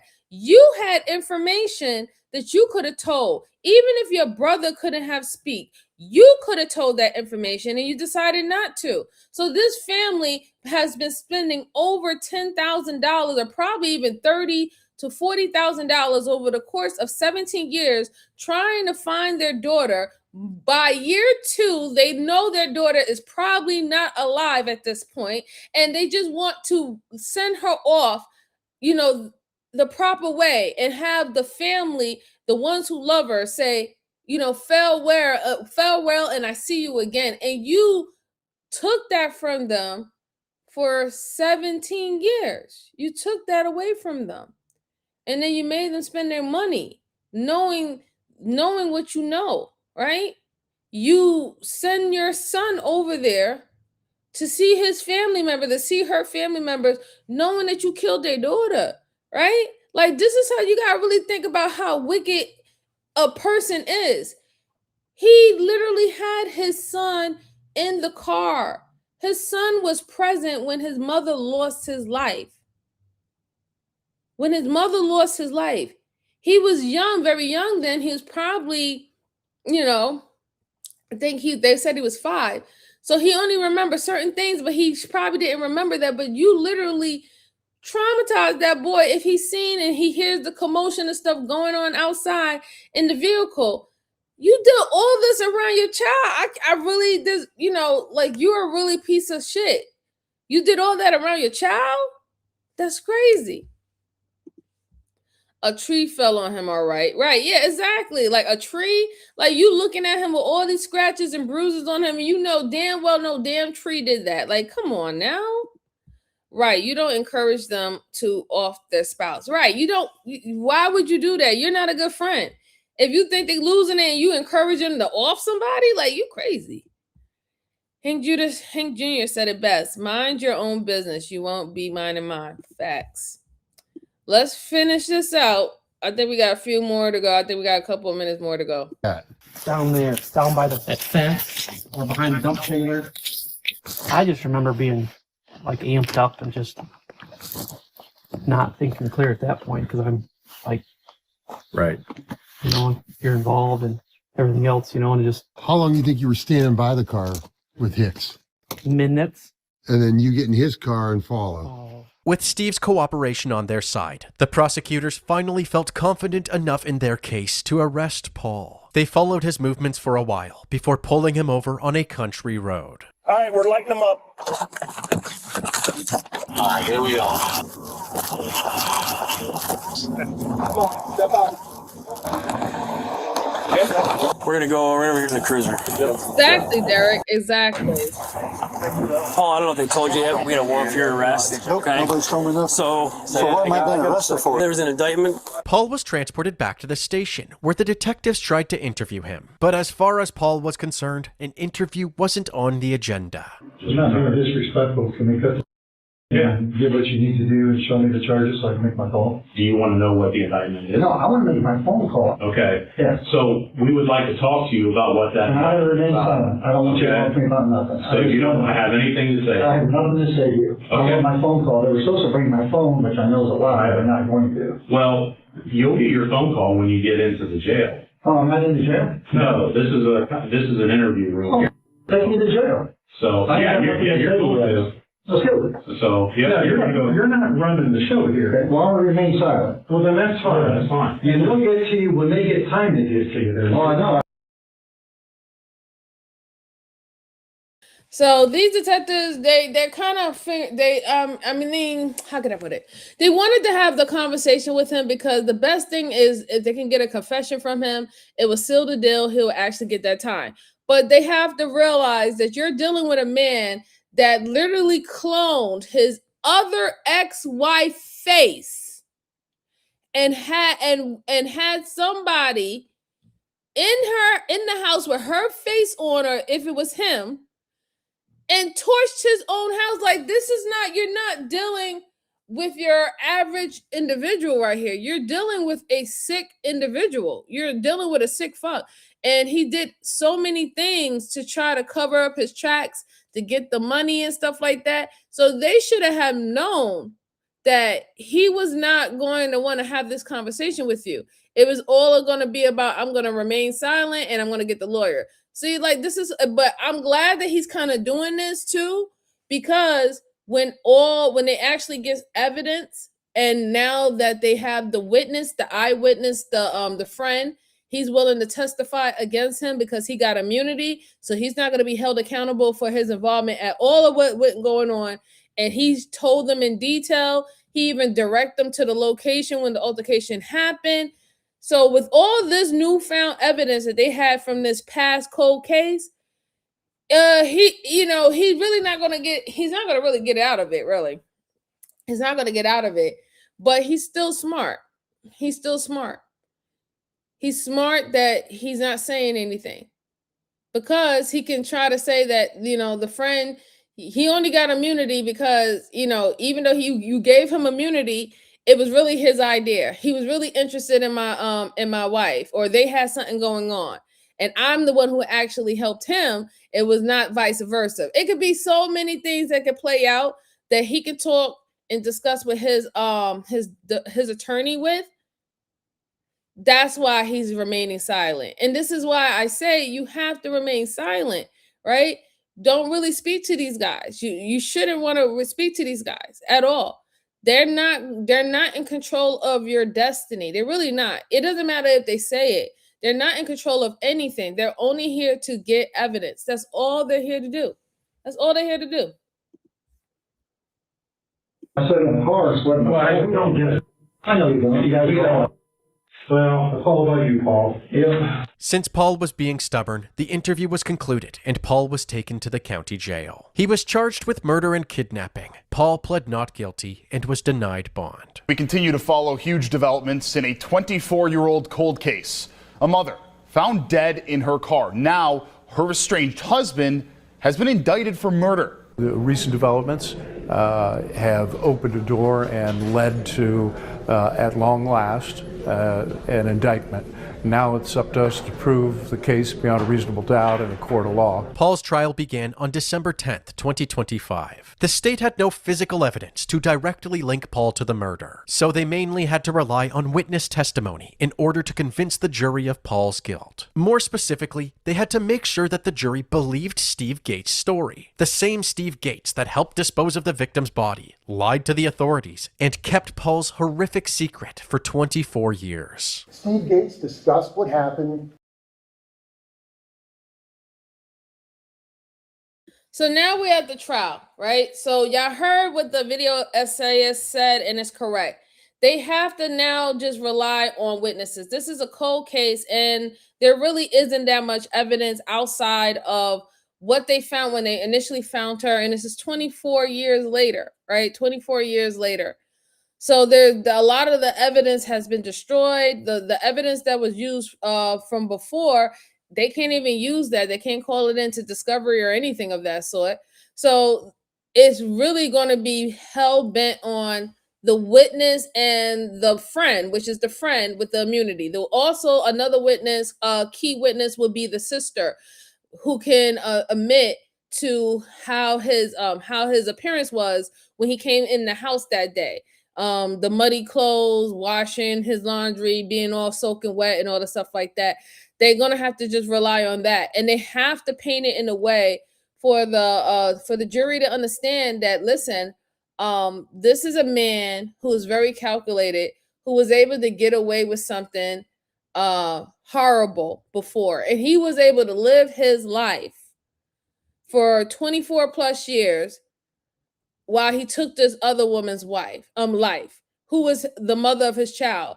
He left his 5-year-old son without a mom and not knowing what happened to her and why she wasn't there to love on him, support him, and protect him any further. They have to literally lean on the jury's sympathy and empathy for the mother, for the kid, right? They got to call on their humanity. The prosecutors have to call on the jury's humanity, and he has to diminish the defendant's humanity.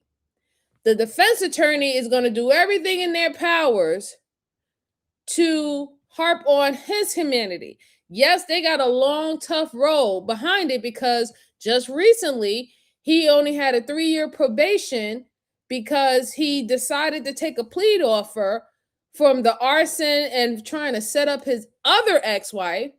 He decided to just take the plea offer of only getting 3 years probation due to insurance fraud. So they have to make sure that they don't look at him as the demon beast that he is. There's a lot of information that is being displayed that shows him as a demon, that shows that he has criminality, in his system, that he's willing to do that again. That's what the defense attorney has to do. That's their best offense, is to try to humanize him and make him seem like he is a person that made fucking dumb, stupid mistakes. Yes, and he has, he has paid his time and paid his due to what he has done. This is what they have to do. That's the only case that they have, really. The only case that they have. But we're going to see how this played out. We're going to see how it play out. Brucey said he got a history that should come into question. Yes, and that's what the prosecutor needs to do. The prosecutor is going to do everything to bring into his history. His history speaks for himself.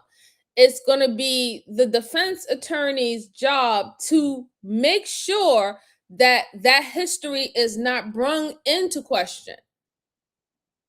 That's their job. So he'll do something like say, oh, I object. He'll say, oh, no, this is not really relevant. There is no actual evidence, and there was never any evidence found that he did anything. And they'll bring up the fact that the number one witness was actually a culprit, and he got immunity.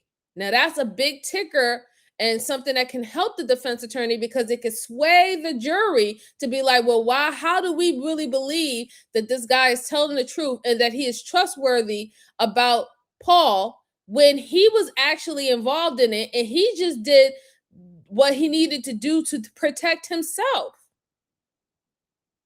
So this is why we need to look at these trials and stuff like that. And y'all start to, when the more that you watch these trials and these shows and stuff, you'll start to understand exactly where the prosecutor's mind is at, where the judge mind is at, and where the defense attorney's mind is at.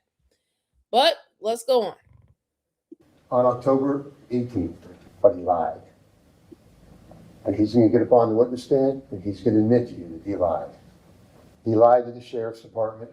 He lied for 24 years. He could have continued lying. Nothing would have happened to him. He had nothing to gain by coming clean. Steve Gates will tell you that. To everybody's surprise, the defense decided not to give an opening statement, so the state started calling their witnesses. They called several members of Regina's family to tell the court what they knew about her relationship with Paul. Was he controlling as far as their relationship went? Yes, like she would only talk to her mom when he wasn't home. Towards the end, when she was kind of wanting to end things because she knew he was with Jansen, he pretty much told her that nobody'd want her. If he couldn't have her, nobody could. Please read what you heard the defendant say. I hate you, die. You're a ball and chain, old lady, dumb ass. You're worth more to me dead than you are alive.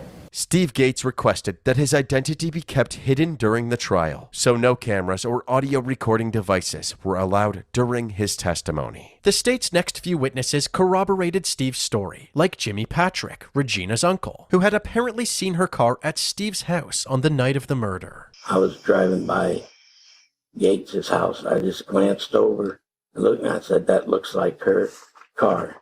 When you had seen that car, you said it was getting dark? Yeah, dusty dark. Paul's sister Crystal also corroborated Steve's testimony with her story about coming home to a muddy bathroom and Paul's scratched up face. Jansen Phipps, Paul's ex-girlfriend at the time of Regina's death, told the jury about the days following her disappearance. She said that after Paul left his sister's house, he came over to stay the night, but he snuck out while she was sleeping. What happened after you went to bed? I went to sleep.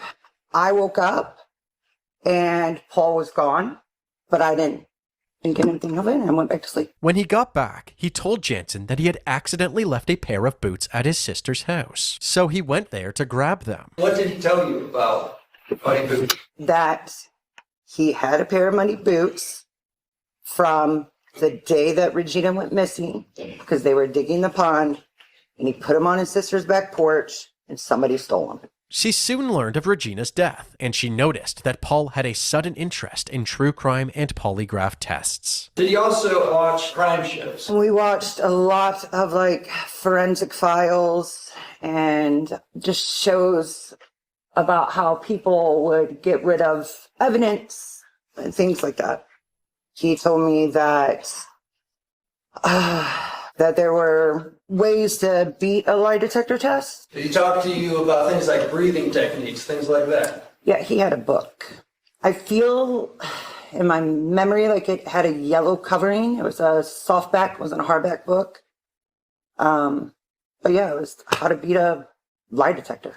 Told me he was just trying to protect himself. She also testified that Paul had admitted to planting drugs in Regina's car as an attempt to get her arrested. He told me that he and Steve worked together to plant drugs in Regina's car to keep her from getting custody of Montana. Throughout this trial, the defense leaned into the lack of physical evidence to plant reasonable doubt into the jury's minds. There's nothing that you found when you reviewed the DNA to implicate Paul Hicks. Isn't that true? There's nothing at all that I can compare to anybody. It's just simply not sufficient for comparison purposes. They also questioned Steve Gates' credibility. They suggested that... You see? What did I tell you? I told you exactly how the defense attorney was going to play his hand because those were the only cards that he can play. Not enough evidence because it's been too much time has passed. And the fact that can this friend who has immunity, can he be trusted? He literally took immunity before he said anything. The witnesses, I want to talk about the key witnesses for the prosecutor. And I wonder if the defense attorney is going to call that out as well. So all these people have somewhat of an understanding of Paul's nature and how their sister, their daughter, was affected while she was married and being with this guy.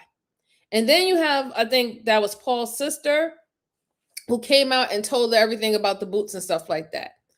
As a defense attorney, one of the biggest things that I would say in my closing statements to the jury is that, this is a family that's been grieving for over 24 years. You really don't think that they would just want to find anyone at this point to take the responsibility of them losing their loved one? Now all of this, that they feel that he did this, he did that, and now all of this is coming to the surface, but for 17 years, all they was doing was putting up signs and where is she? And if you've seen her, please go ahead and, hit us up and there's a reward, right? So the defense attorney, that would be another way to put in doubt on the jury and also on the key witnesses. Because, if you really think about it, reasonably, at this time, if they have the ability to get a conviction of the unaliving of their loved one, then why wouldn't they do it? Especially if the ex-husband now is known for what he did to his current ex-wife. Oh yeah, he most definitely would have been involved with doing what he did to their loved one. So if I was a defense attorney, I would literally bring that up. That would be another part of reasonable, creating reasonable doubt in the jury's mind in regards of should he actually be held accountable for this loved one. But, some people don't think I know what I'm talking about, but I always prove it time again. So prior to this, he had no interest in forensic, but now he does. Right. So that's a big key too. That, he wasn't a true crime individual. He never watched true crime. He never watched unsolved stories or anything of that sort. And then when he came home the night that she went missing, now all of a sudden, all he's doing is just sitting back watching all these forensics and true crime stuff like that. And literally writing down his own actual manual script, his own manual about how to beat a polygraph test. And he really, if you really think about it, it did kind of work, right? Because he knew that they most likely are not going to take a polygraph test if you have any substance of alcohol or anything in your system, because now you're under the influence. So if anything happens or any score that you get on the polygraph test is not real. It's not a real score. So in a way, it kind of did work, right? His studying behind that. He did get out of he did beat a polygraph test. He was able for them to give him a written questionnaire. Forensic foul, that's hilarious. Breathing techniques, how to control your heartbeat. Brucey said, we can't control our heart palpitations. Your brain automatically raises your heart rate when a secret is exposed. Right. But we do have to just take into consideration that some people are, how can I put it? I don't want to say heartless or cold or anything, because those are definitely not the words that I'm thinking for, because that's not everyone, right? But some people really are not emotional human beings. Like, they're not emotional as in a way where they will react to things the way that majority of the people would react, right? There are a few people who are quite different. So in that case, I tell you, like, truly, like I said, the most people I've seen who have passed polygraph tests are on the borderline of psychopathy, and that's just the truth. But let's go on. Let's see. They're talking about the reasonable doubt that the defense attorney is going to call on to the jury. He was using Paul as a scapegoat by lying about his involvement in order to gain immunity. The state conceded that Steve Gates has lied for 24 years. Is that your position? That's what I've been told, sir. And you can't rule out, as you sit there, that he is going to lie tomorrow. I can't. No, sir, I can't. They then called out the former sheriff for having tunnel vision on Paul from the very beginning. You testified you're trying to rule people out. You got her best friend telling you she's having relations with 4 guys and you don't send anything to BCI in regards to those 4 men. We did not send anything in regards to those 4 men. That's right. So then, as you sit here today, you didn't rule out those 4 potential men as suspects in this case. Nothing led us to believe those 4 people were suspects. After a 2-week trial, it was time for the closing arguments. Paul Hicks assaulted his wife, Regina Hicks, hit her over the head, stuffed her into a passenger seat of her 1994 Camaro. We are fully confident you will find beyond a reasonable doubt the defendant, Paul Hicks, is guilty of murdering Regina Hicks. To find Paul guilty, you have to find him guilty beyond a reasonable doubt, the absolute highest standard in our legal system.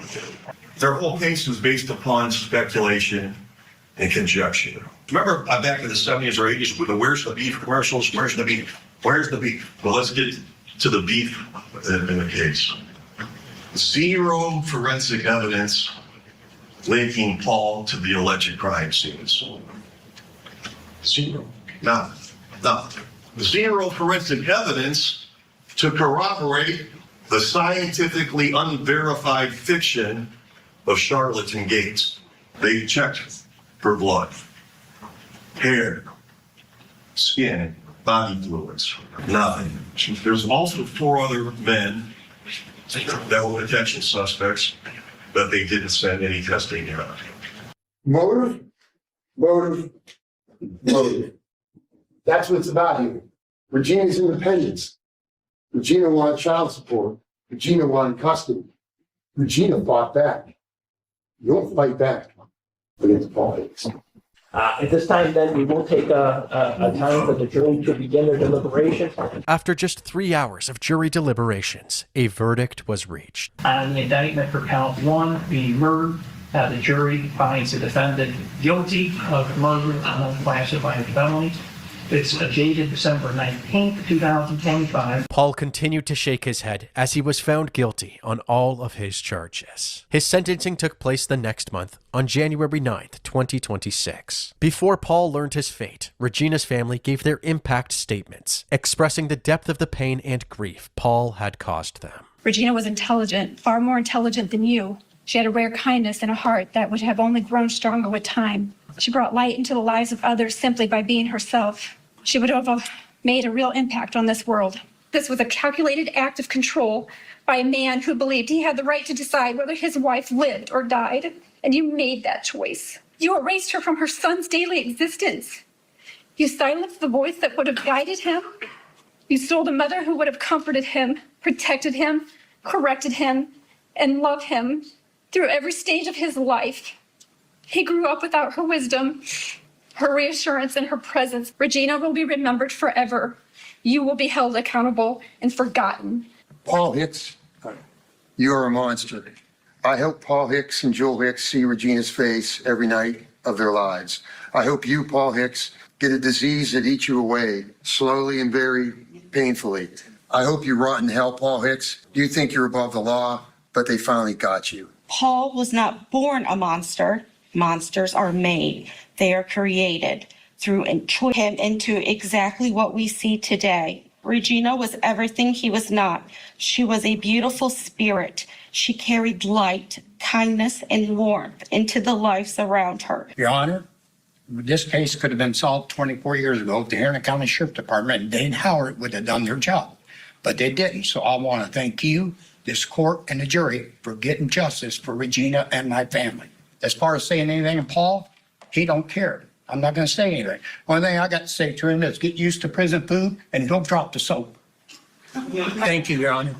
Montana. Paul and Regina's now 28-year-old son gave a written impact statement which was read to the court by a victim's advocate. I stand before you as the biggest victim of this tragedy. I grew up without a mother and was shunned by my mother's family and treated like an outsider. My whole life has been affected by this and is still being affected today. I can't escape this. During this impact statement, it became clear that Montana wasn't fully convinced that his father had killed his mother. To me, there is no justice as to lack of evidence. Nothing has been solved, and nothing will be until the truth comes out about who really did this to my mother. Do I feel like he should be punished? No, but anyone who committed a crime should pay. I lost my mom, and now I'm losing my dad. Montana then asked the judge for leniency, urging mental health treatment for his dad rather than incarceration. After taking everything into consideration, the judge handed down Paul's sentence. There is no reason for any leniency in this case. The defendant had the benefit of roaming free for the last quarter of a century before facing justice here today. The court's total sentence then would be 25 years to life. Paul sat emotionless as he learned his fate. He was taken to the Lake Erie Correctional Institution in Conneaut, Ohio, where he will spend the rest of his life behind bars.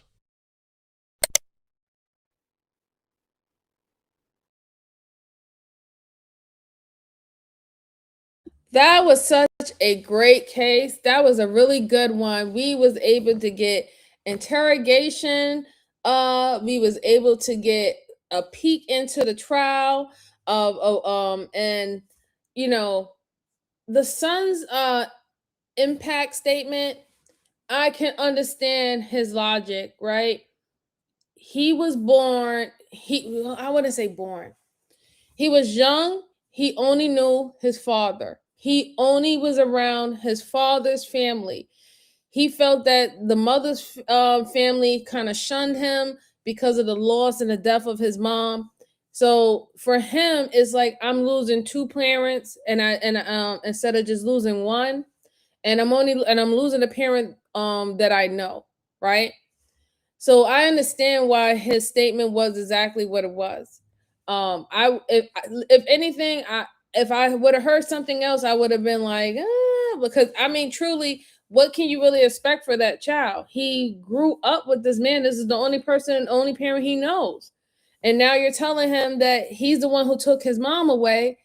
And from his dealings with his dad and the relationship that they have with each other, he can't see it. He can't see it. So I'm not that surprised, nor I don't hold it against him at all. I really don't, because it is hard. You're 28 years old. You won't have neither of your parents to see you walk down the aisle, see you take your bride, and see you have children yourself. And I guess, sometimes people don't know how much that can affect the individual, right?